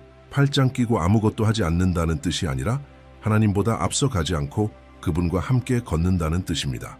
맡김은 포기가 아니라 영적인 지혜입니다. 그것은 우리가 한 치 앞도 보이지 않을 때에도 더 멀리 보는 분이 계시며 그분이 길을 아신다는 것을 아는 것입니다. C.S. 루이스는 믿음이 문제를 피하게 해주는 공식이 아니라 그 문제 속에서도 우리를 붙잡아주는 닻이라고 이해했습니다. 그리고 그런 견고함은 우리가 통제할 수 없는 것을 내려놓고 아버지의 손에 맡길 때에만 가능합니다. 맡김은 참된 믿음이 피어나는 땅입니다. 고통을 부정하지 않지만 그것을 변화시킵니다. 눈물을 막지 않지만 하나님을 초대하여 그 눈물을 닦게 합니다. 과정을 멈추지 않지만 그 과정이 헛되지 않도록 만듭니다. 당신이 맡길 때 삶으로 이렇게 고백하는 것입니다. 주님, 나의 고통은 주의 은혜보다 크지 않습니다. 나의 두려움은 주의 사랑보다 강하지 않습니다. 나의 통제는 주의 뜻보다 신뢰할 만하지 않습니다. 그리고 이 맡김이 진실될 때 마음은 평안을 발견하게 됩니다. 비록 상황이 여전히 혼란스럽더라도 모든 이해를 초월하는 평안은 해답에서 나오는 것이 아니라 항복에서 나옵니다. 그러므로 오늘 당신이 드릴 수 있는 가장 깊은 기도는 길거나 화려한 말이 아닐 수도 있습니다. 어쩌면 단지 이렇게 말하는 것일 수 있습니다. 하나님의 손에 맡깁니다. 왜냐하면 당신이 맡길 때 하나님이 일하시기 시작하시기 때문입니다. 그리고 하나님은 지혜와 사랑과 능력으로 일하십니다. 진정한 자유는 바로 거기서 시작됩니다. 이 메시지를 통해 우리는 C.S. 루이스의 말과 경험에서 영감을 받은 기독교 신앙의 6가지 강력한 원칙들을 함께 묵상해 왔고, 이 모든 원칙들이 우리를 하나의 중심 진리로 이끕니다. 하나님의 손에 맡기는 것이 모든 고통, 위기, 침묵을 지나가는 가장 안전한 길이라는 것입니다. 우리는 고통이 벌이 아니라 하나님과의 친밀함으로의 초대라는 것을 배웠습니다. 고통 속에서 마음이 항복하고 영혼이 열리며 하나님의 임재는 그 어느 때보다 실제가 됩니다. 침묵 중에도 하나님은 무대 뒤에서 일하고 계시며 우리가 아직 보지 못하는 것을 드러내기 위해 올바른 환경을 준비하고 계십니다. 하나님은 결코 일하기를 멈추지 않으십니다. 비록 느리게 느껴질지라도 말입니다. 우리는 겸손히 인간의 힘이 닿을 수 없는 길들을 열어준다는 것도 깨달았습니다. 왜냐하면 하나님은 교만한 자를 대적하시되 겸손한 자에게 은혜를 주시기 때문입니다. 또한 믿음은 이론이 아니라 실천에서 자란다는 것을 보았습니다. 믿음은 사용되어야 하고 훈련되어야 하며 두려움이 큰 날에도 적용되어야 합니다. 단순한 순종과 작고도 용기 있는 한 걸음 속에서 믿음은 꽃 피웁니다. 우리는 또한 진정한 소망에 대해 생각해 보았습니다. 그 소망은 상황에 기반하지 않고 하늘에 기반합니다. 이미 우리 안에서 시작된 그 영광은 그리스도와 함께 완성될 영원한 목적과 약속으로 이어집니다. 마지막으로 우리는 전적인 맡김이 약함이 아니라 자유라는 것을 기억했습니다. 통제권을 내려놓고 하나님을 진심으로 신뢰할 때 우리의 영혼은 비로소 참된 안식을 누리게 됩니다. 이 6가지 원칙은 현실 위에 세워진 진짜 믿음의 길입니다. 땅에 두 발을 딛고 하늘을 바라보는 삶. 이것들은 단지 아름다운 개념이 아니라 새로운 삶의 방식으로의 실제적인 초대입니다. 마음을 하나님께 맡기고 신뢰를 굳건히 하며 들을 귀를 열고 계신 하나님께 집중하는 삶. 이제 도전은 당신의 몫입니다. 이번 주에 이 6가지 원칙 중 어떤 하나를 실천해 보시겠습니까? 한 번에 다 하려고 하지 마세요. 오직 하나, 진심으로.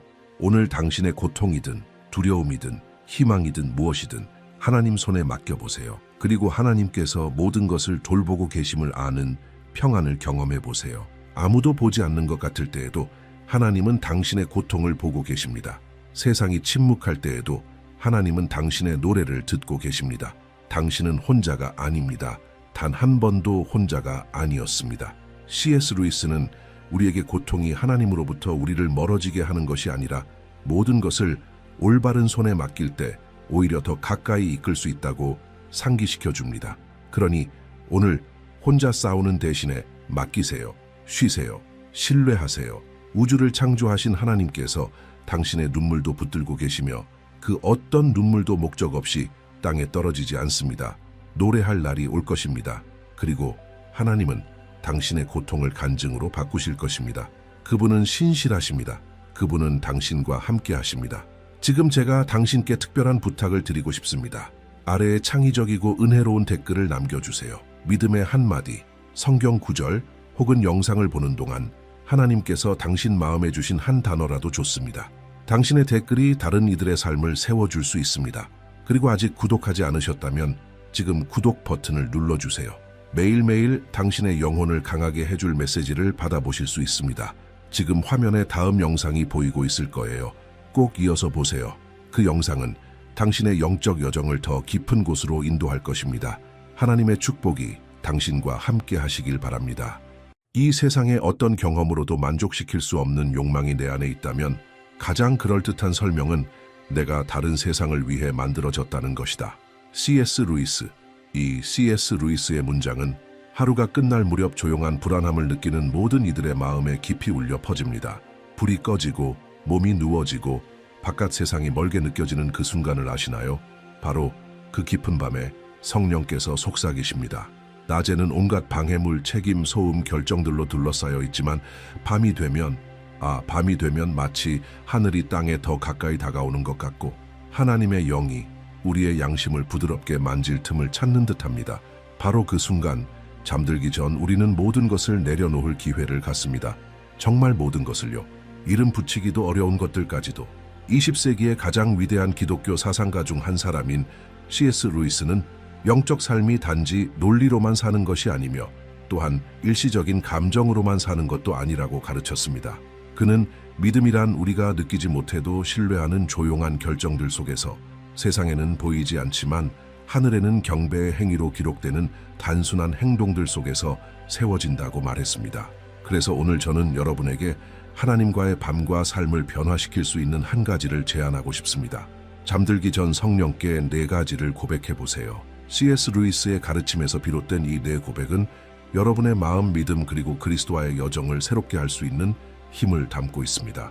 이 4문장은 마법의 주문이 아닙니다. 의식도 아닙니다. 이것은 하나님의 임재로 들어가는 진실한 초대입니다. 모든 것이 어둡고 불확실해 보여도 이 고백들은 여러분의 마음을 올바른 방향으로 정렬시키고 하늘과 조화를 이루게 합니다. 성령께 말한다는 것은 예수께서 약속하신 위로자, 곧 우리 안에 거하시는 하나님 자신과 대화하는 것입니다.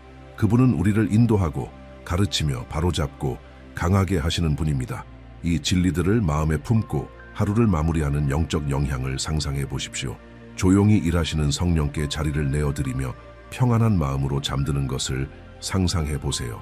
이것이 루이스가 하나님과의 진정한 친밀함이라 부른 것일 겁니다. 신비한 느낌이 아니라 겸손한 헌신, 인내, 그리고 진정한 사랑에 기반한 친밀한 말입니다. 오늘 영상에서는 이 4가지 강력한 문장을 함께 살펴보며 각 문장이 성령님과 우리의 관계에 대해 무엇을 말해주는지 탐구해 보겠습니다.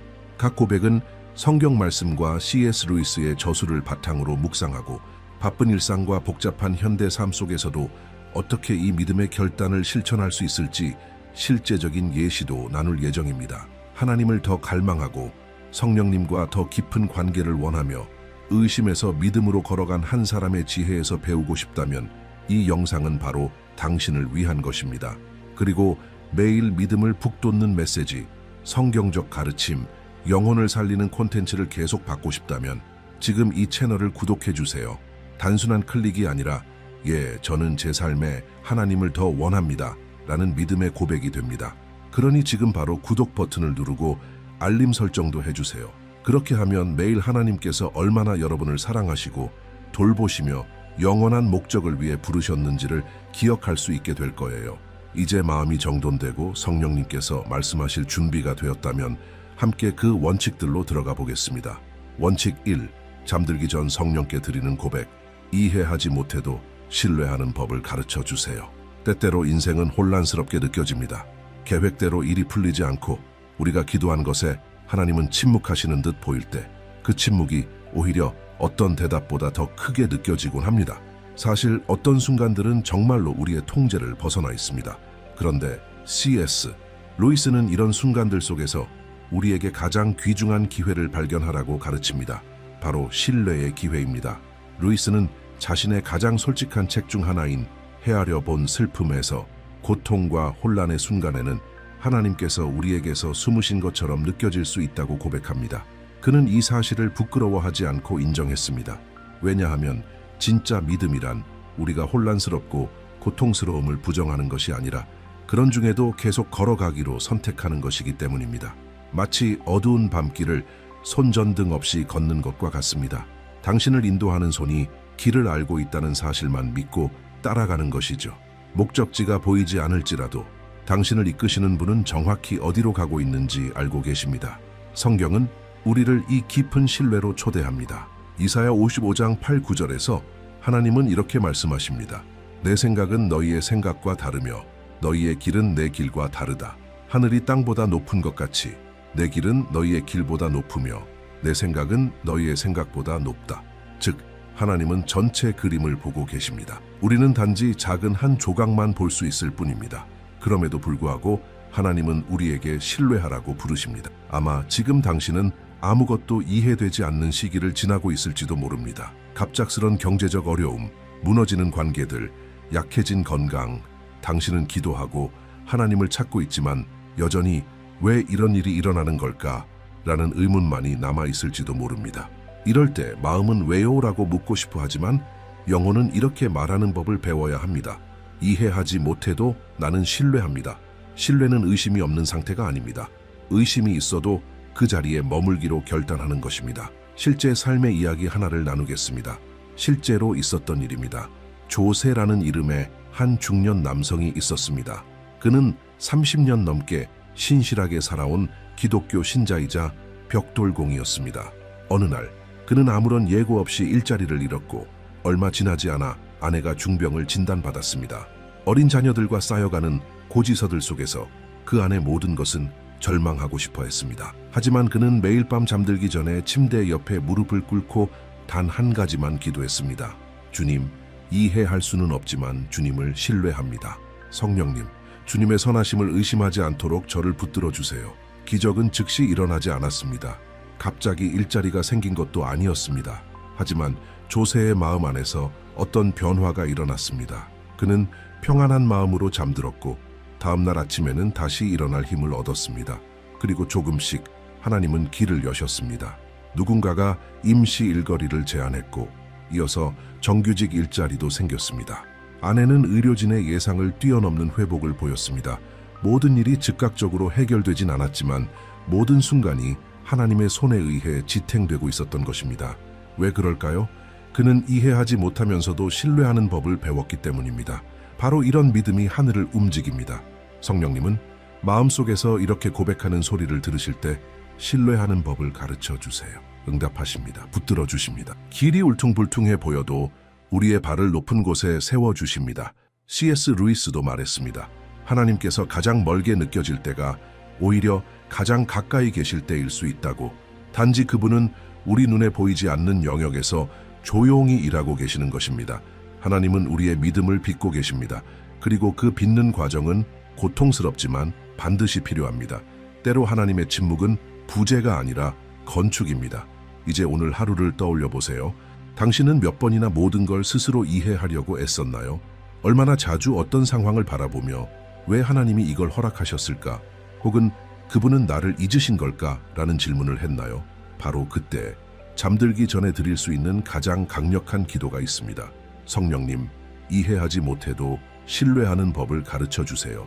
이 기도를 드리는 순간 당신은 애초에 당신의 것이 아니었던 통제권을 내려놓는 것입니다. 그리고 당신보다 더 많이 알고 더 멀리 보고 더 깊이 사랑하시는 하나님을 인정하게 되는 것입니다. 이 기도가 내일 아침 모든 문제를 해결해 줄 수는 없습니다. 하지만 확실한 건 당신은 평안한 마음으로 잠들 수 있다는 것입니다. 그리고 그 평안은 세상이 빼앗을 수 없는 기적입니다. 마치 폭풍우 속에서도 아버지 품에서 잠든 아이와 같습니다. 바깥 세상에서 무슨 일이 일어나는지 이해하지 못해도 그 아이는 자신을 사랑하는 아버지의 품 안에 있다는 이유 하나로 그저 안심하고 잠드는 것입니다. 이것이 바로 하나님께서 매일 밤 당신을 두고자 하시는 자리입니다. 기억하세요. 믿음은 계획을 이해하는 것이 아닙니다. 그 계획을 쓰신 분의 성품을 신뢰하는 것입니다. C.S. 루이스는 이렇게도 말했습니다. 믿음이란 이성으로 받아들인 진리를 기분이 변할 때에도 붙드는 행위다. 이 말은 정말 진실입니다. 우리의 믿음은 감정에 의존할 수 없습니다. 감정은 변하고 상황도 변하지만 하나님은 변하지 않으시기 때문입니다. 그러니 오늘 밤 잠자리에 들기 전 다른 선택을 해보세요. 불을 끄기 전에 마음을 열고 조용히 이렇게 말해보세요. 성령님, 이해하지 못해도 신뢰하는 법을 가르쳐 주세요. 그리고 눈을 감고 쉼을 누리세요. 겉으로는 아무것도 달라지지 않았을지라도 내면에서는 무언가가 변하게 될 것입니다. 당신은 혼자가 아닙니다. 하나님이 함께 계십니다. 그리고 그분은 결코 실패하지 않으십니다. 원칙 2. 잠들기 전 성령께 드리는 고백. 저의 자만을 용서해 주세요. C.S. 루이스는 자만심이 모든 죄 중 가장 큰 것이며 가장 알아차리기 어려운 죄라고 말했습니다. 자만심은 교묘하게 숨습니다. 때로는 강인함처럼 보이고 때로는 책임감이나 통제력, 능력처럼 보입니다. 하지만 그 본질은 조용한 속삭임입니다. 나는 혼자서도 할 수 있어. 하지만 그리스도인의 삶은 정확히 그 반대에서 시작됩니다. 바로 하나님 없이는 나는 아무것도 할 수 없습니다. 라는 고백에서요. 예수님은 요한복음 15장 5절에서 이렇게 말씀하셨습니다. 너희는 나를 떠나서는 아무것도 할 수 없다.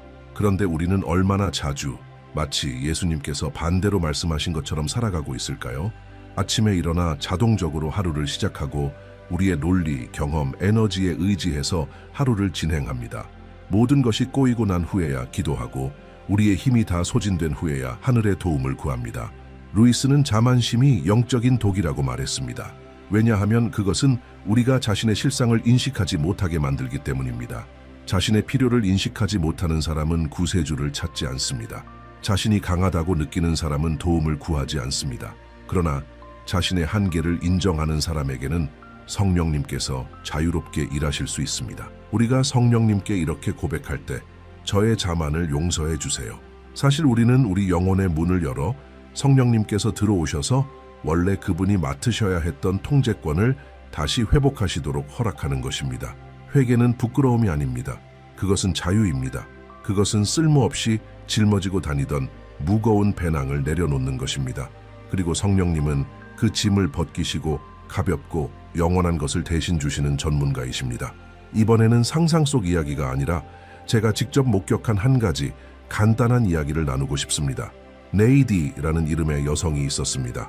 그녀는 오랜 세월 동안 신실하게 하나님을 섬겨왔고 항상 모든 일을 스스로 해내는 습관이 있었습니다. 가족 문제, 직장 일, 교회 일까지 모두 해결하던 사람이었죠. 하지만 시간이 지날수록 그 자세는 점점 그녀에게 짐이 되었습니다. 잠도 잘 못 자고 불안 발작이 찾아왔으며 혼자 울곤 했습니다. 그러던 어느 날 밤 기도할 힘조차 남지 않았던 그녀는 침대 위에서 이렇게 조용히 중얼거렸습니다. 성령님, 저의 자만을 용서해 주세요. 저 이제 더는 못하겠어요. 그날 밤 몇 달 만에 처음으로 그녀는 깊은 잠에 들 수 있었습니다. 문제들이 사라져서가 아니라 마침내 내려놓았기 때문입니다. 그녀는 인생의 운전대를 하나님께 내어드렸습니다. 그 순간부터 그녀의 태도는 달라졌습니다. 아니요 라고 말하는 법을 배웠고 행동하기 전에 기도하기 시작했습니다. 심지어 집안 사람들도 말했습니다. 네이디가 달라졌어.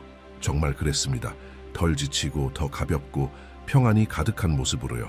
그리고 이 모든 변화는 잠들기 전 한마디 고백에서 시작되었습니다.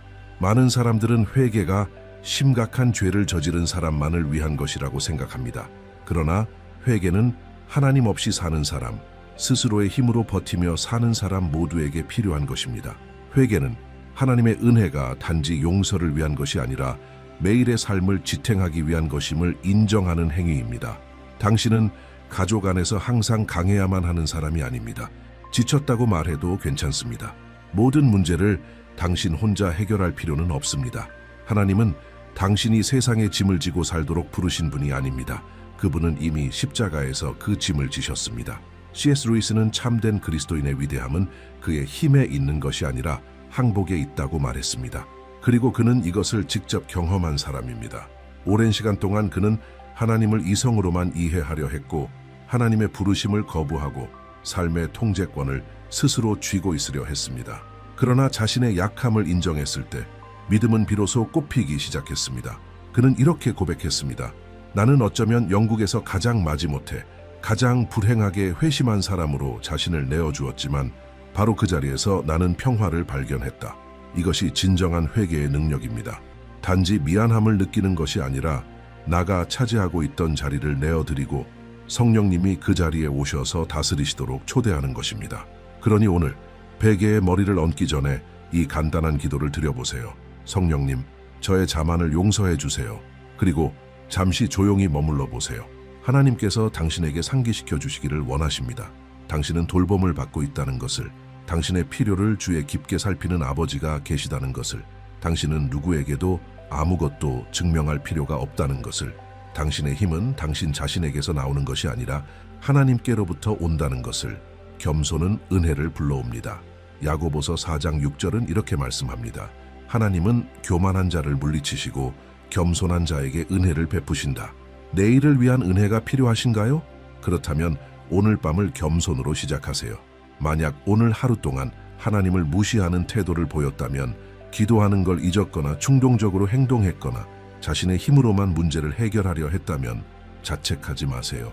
하지만 아무 일 없던 것처럼 잠들지도 마세요. 성령님께 다시 나아가 진심으로 이렇게 고백하세요. 저는 더 이상 이렇게 살고 싶지 않아요. 용서해 주세요. 도와주세요.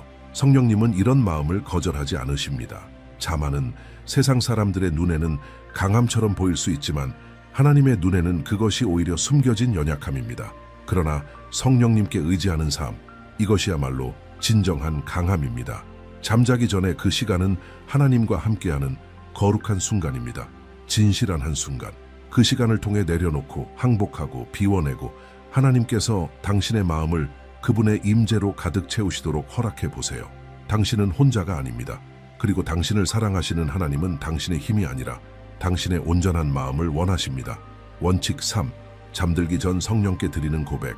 영원을 향한 갈망을 제 안에 깨워주세요. C.S. 루이스는 모든 인간의 마음속에는 설명할 수 없는 어떤 그리움이 있다고 믿었습니다. 어떤 여행도, 어떤 관계도, 어떤 성취나 세상의 쾌락도 완전히 채울 수 없는 갈망 말입니다. 그는 이렇게 말했습니다. 내 안에 이 세상의 어떤 것도 만족시킬 수 없는 욕망이 있다면 나는 아마도 다른 세상을 위해 지어진 존재일 것이다. 이것은 루이스의 가장 잘 알려진 문장 중 하나이며 어쩌면 가장 깊은 통찰을 담은 말이기도 합니다. 그가 말하고자 하는 것은 우리 안에, 당신 안에, 내 안에 이 세상과 완전히 맞지 않는 무언가가 존재한다는 것입니다. 우리는 가족, 친구, 안정, 성취 등 좋은 것들로 둘러싸여 있을 수 있지만 여전히 좋은 공허함 같은 감정을 느낄 수 있습니다. 어떤 거룩한 구멍, 보이지 않는 더 깊은 갈망. 이것은 영적 연약함의 표시가 아닙니다. 이것은 하늘의 초대입니다. 성령님께서 이렇게 말씀하시는 것입니다. 너는 이 세상만을 위해 만들어진 존재가 아니다. 전도서 3장 11절에서 성경은 이렇게 말합니다. 하나님은 사람의 마음에 영원을 사모하는 마음을 주셨다. 즉, 우리 안에는 자연스럽게 영원하고 하늘에 속하고 거룩한 무언가를 갈망하는 본능이 있습니다. 그리고 그 갈망은 오직 하나님만이 채우실 수 있습니다. 하지만 솔직해집시다. 우리는 얼마나 자주 이 갈망을 일시적인 것으로 채우려 할까요? 우리는 쉽게 산만해집니다. 바쁨 속에 길을 잃습니다. TV를 켜고 휴대폰을 몇 시간씩 스크롤하며 끊임없이 콘텐츠를 소비합니다. 그러나 결국 우리의 마음은 여전히 불안합니다. 왜냐하면 그 마음이 원했던 것은 산만함이 아니라 임재였기 때문입니다. 그리고 바로 이 지점이 핵심입니다. 성령님은 우리 안에 다시 영원을 향한 갈망을 불붙이기 원하십니다. 하지만 이 갈망은 스스로 자라지 않습니다. 기도, 말씀 묵상, 찬양, 침묵, 회개 같은 것들로 길러지고 자라납니다. 그리고 그것을 위한 가장 강력한 순간 중 하나는 하루가 저물고 세상이 조용해지는 그때입니다. 그때야 비로소 우리의 영혼도 들을 수 있게 되니까요. 이제 이렇게 고백해 보세요. 성령님, 제 안에 영혼을 향한 갈망을 깨워주세요. 이 고백은 단순한 감정 이상의 것을 요청하는 것입니다. 이것은 영적인 갈망을 구하는 기도입니다. 그리고 하나님은 이런 기도에 기꺼이 응답하시는 분이십니다. 이제 이 원칙이 실제가 되도록 아나라는 젊은 여성의 이야기를 나누고 싶습니다. 아나는 어릴 적부터 기독교 신자였고 교회에서도 활발히 활동하며 학교 성적도 우수하고 늘 바쁘게 연결되어 살아가는 삶을 살고 있었습니다. 하지만 점점 그녀의 믿음이 기능적이 되어 가고 있다는 걸 느끼기 시작했습니다. 기도는 습관처럼 했고 교회는 의무감으로 다녔습니다. 그러나 마음속 깊은 곳은 차가웠습니다. 더 이상 목마름이 없었고 그저 일상의 반복일 뿐이었습니다. 어느 날 예배 중에 한 설교자가 영혼을 향한 갈망에 대해 말하며 루이스의 그 유명한 문장을 인용했습니다. 그 순간 아나의 마음속에서 무언가가 깨어났습니다. 예배가 끝난 후 그녀는 집으로 돌아가 방으로 들어갔고 불을 끄고 이렇게 기도했습니다. 성령님, 제 안에 주님을 향한 갈망을 깨워주세요. 저는 더 이상 미지근한 믿음으로 살고 싶지 않아요. 저는 갈망하길 원해요. 저는 영혼을 원해요. 그녀는 그 순간 울지도 않았고 특별한 신비로운 체험도 하지 않았습니다. 하지만 며칠이 지나면서 무언가 달라지기 시작했습니다. 아나는 아침에 눈을 뜨면 성경을 읽고 싶은 마음이 들었고 하나님과의 조용한 시간이 기쁨이 되었으며 금식도 의무감이 아니라 사랑으로 하게 되었습니다. 그리고 무엇보다 상황과 상관없는 기쁨이 그녀 안에서 샘솟기 시작했습니다. 그녀 안에 영혼을 향한 갈망이 깨어난 것이었습니다. 그리고 그것이 모든 것을 바꾸었습니다. 이 갈망은 우리를 다른 방식으로 살게 만듭니다. 우리의 우선순위를 바꾸고 성공의 정의를 다시 쓰게 만들며 시간을 잘 쓰는 것과 진짜 가치 있는 것이 무엇인지를 새롭게 보게 합니다. 하늘을 향한 갈망이 자라날수록 이 땅에 대한 집착은 줄어듭니다. 그리고 바로 거기서 진짜 자유가 시작됩니다. 만약 오늘 당신의 믿음이 식었다고 느껴진다면, 하나님과의 관계가 얕아졌다고 느껴진다면, 혹은 당신의 마음이 너무 산만해져 버렸다고 느껴진다면 기억하세요. 성령님은 그 불꽃을 다시 붙이실 수 있습니다. 단지 당신의 요청만 있으면 됩니다. 그리고 복잡한 기도가 필요하지 않습니다. 잠자기 전 진심으로 고백하는 한 문장만으로도 하늘을 움직일 수 있습니다. 성령님, 제 안에 영혼을 향한 갈망을 깨워주세요. 어쩌면 내일 아침 기도하고 싶은 마음으로 눈을 뜨게 될지도 모릅니다. 혹은 점점 그동안 빠져 있었던 콘텐츠들이 더 이상 만족을 주지 못하는 걸 느낄지도 모릅니다. SNS에 흘려보내던 시간이 점점 불편해질 수도 있습니다. 그것이 바로 성령께서 당신 안에 갈망을 일으키고 계신 증거입니다. 그리고 그 갈망은 거룩한 것입니다. C.S. 루이스는 이렇게 말했습니다. 인간의 문제는 너무 많이 갈망하는 것이 아니라 너무 적게 갈망하는 데 있다. 그는 우리가 마치 진흙탕에서 노는데 만족하는 아이 같다고 했습니다. 왜냐하면 아직 바다를 본 적이 없기 때문입니다. 하지만 오늘 성령님은 당신에게 그 바다를 보여주고 싶어 하십니다. 깊은 물로 이끌고 싶어 하십니다. 세상은 이 갈망을 오락 중독 바쁨으로 눌러 죽이려 할 것입니다. 그러나 당신은 매일 밤 영혼을 민감하게 유지하기로 선택할 수 있습니다. 어떻게요? 진심 어린 기도로, 말씀으로, 그리고 온전히 내어드린 마음으로 하루의 끝, 당신이 누워 모든 소음이 멈추는 그 순간, 그때가 바로 당신 안에 영혼을 길러내는 시간입니다. 베개는 단지 육체적 피로를 풀기 위한 자리가 아니라 당신의 영혼이 새로워지는 제단이 될 수 있습니다. 오늘 밤 잠자리에 들며 마음을 열고 이렇게 고백하세요. 성령님, 제 안에 영혼을 향한 갈망을 깨워주세요. 그리고 기다리세요. 변화를 기다리세요. 왜냐하면 성령님은 반드시 일하십니다. 언제나 그러셨고 지금도 그러시기 때문입니다. 원칙 4. 잠들기 전 성령께 드리는 고백. 밤의 고요함 속에서도 내 안에 그리스도를 빚어주세요. 모든 것이 잠잠해졌을 때도 하나님은 여전히 일하고 계십니다. 세상은 잠들고 불은 꺼지고 우리의 생각마저 멈춘 것 같아도 성령님은 결코 쉬지 않으십니다. 그분은 보이지 않는 곳에서 인내하며 진흙을 빚는 토기장이처럼 일하십니다. C.S. 루이스도 그의 글 속에서 이 조용한 과정에 대해 깊이 통찰했습니다. 루이스는 그의 삶의 여러 순간에서 하나님이 오히려 공개적인 장면보다 무대 뒤에서 더 활발히 일하고 계신다고 느꼈습니다. 그는 영적 성숙은 큰 집회, 강한 감정, 특별한 날에만 이루어지는 것이 아니라 평범한 새벽, 단순한 기도, 영혼의 침묵 속에서 이루어진다는 것을 이해하고 있었습니다. 갈라디아서 4장 19절에서 바울은 이렇게 말합니다. 나의 자녀들아, 너희 속에 그리스도의 형상이 이루기까지 다시 너희를 위하여 해산하는 수고를 하노라.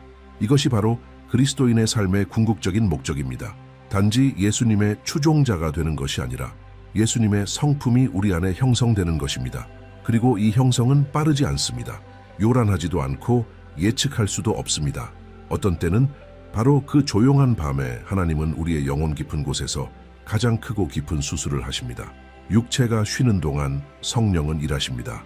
우리의 생각을 재정렬하시고 상처를 치유하시며 영원한 진리를 속삭이십니다. 하나님은 비밀스러운 그 자리에서 그리스도를 우리 안에 빚어가십니다. 어느 날 안드레라는 한 청년이 제게 들려준 이야기가 아직도 기억에 남습니다. 그는 새신자로 하나님을 뜨겁게 사랑하고 열정적으로 섬기고 싶어 했지만 계속해서 변화되지 않는 것 같은 좌절을 느끼고 있었습니다.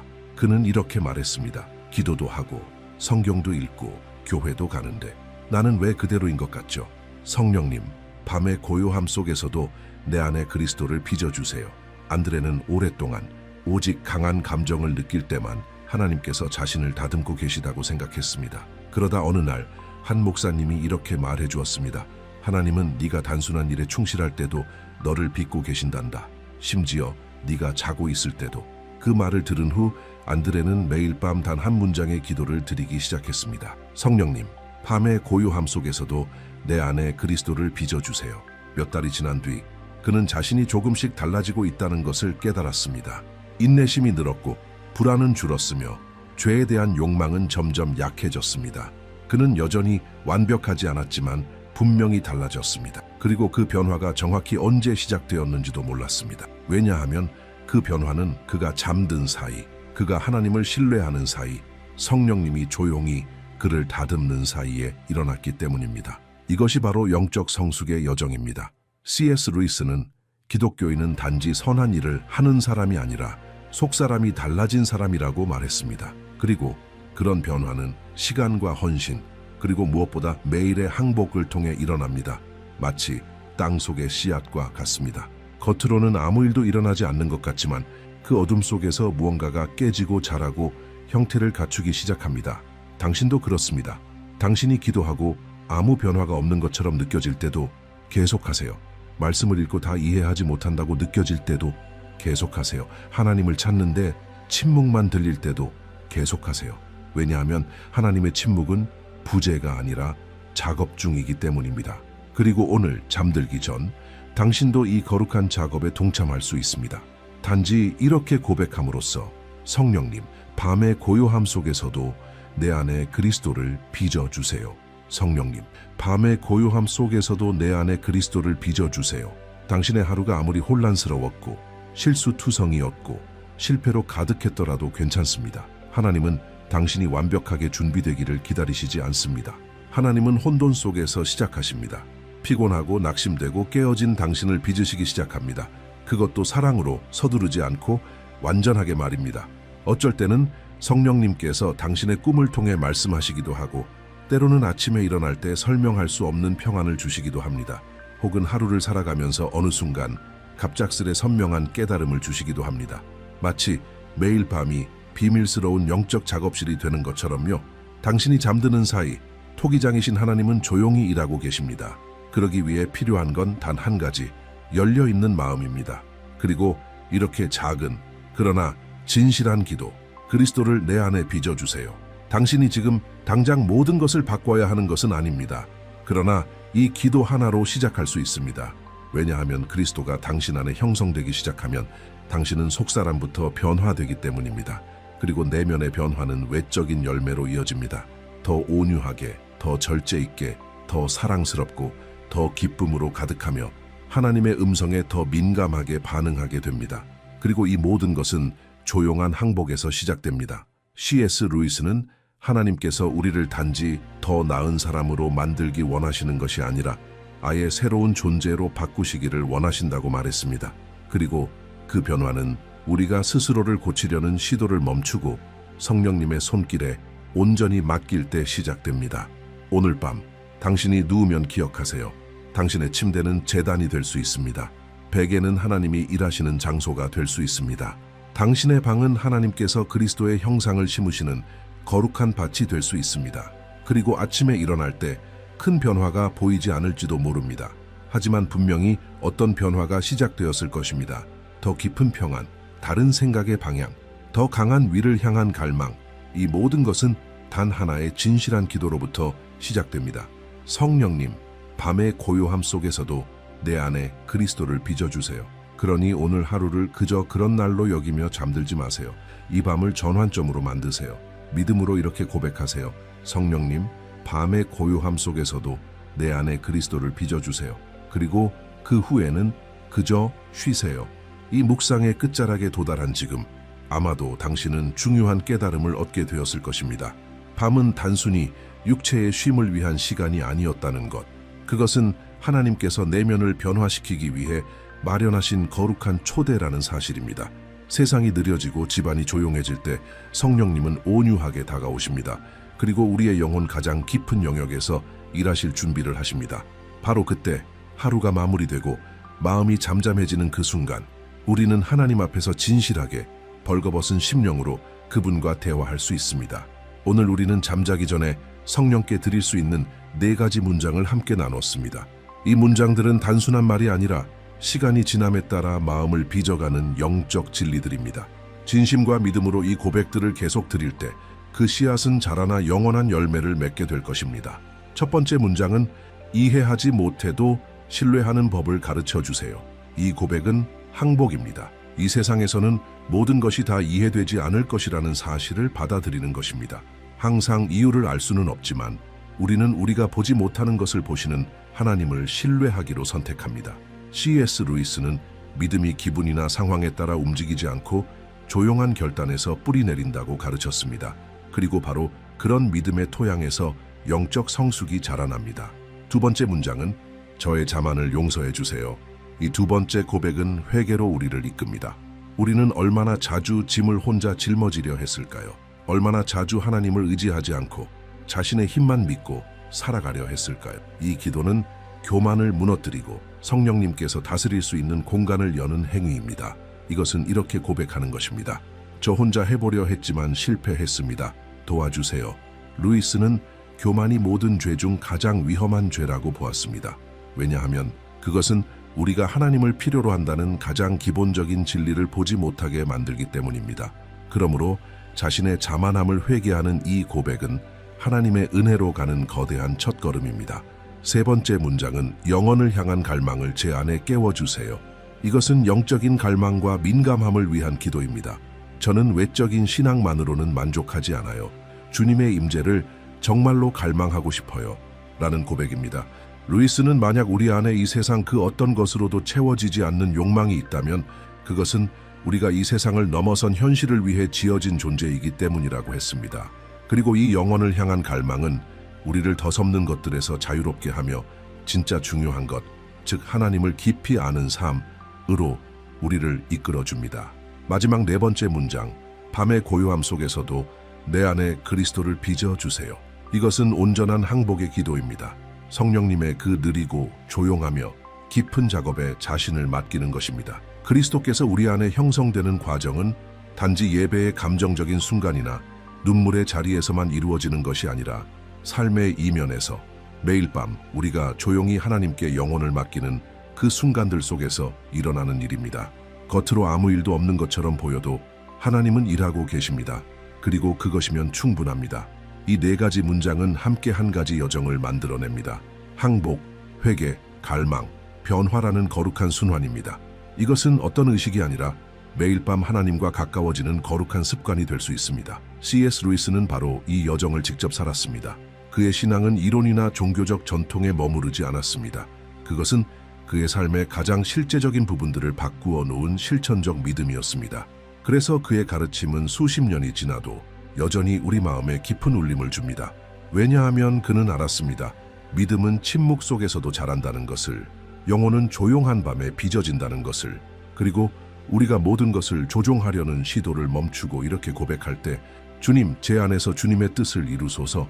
그때 성령님은 가장 깊이, 가장 완전하게 역사하신다는 것을 오늘 밤 당신도 같은 선택을 할 수 있습니다. 당신의 밤을 제단으로 바꿀 수 있습니다. 침묵 가운데 성령님께서 방문하시도록 허락할 수 있습니다. 그리고 조용히 쉴 수 있습니다. 왜냐하면 하나님은 일하시기 위해 소음을 필요로 하지 않으시기 때문입니다.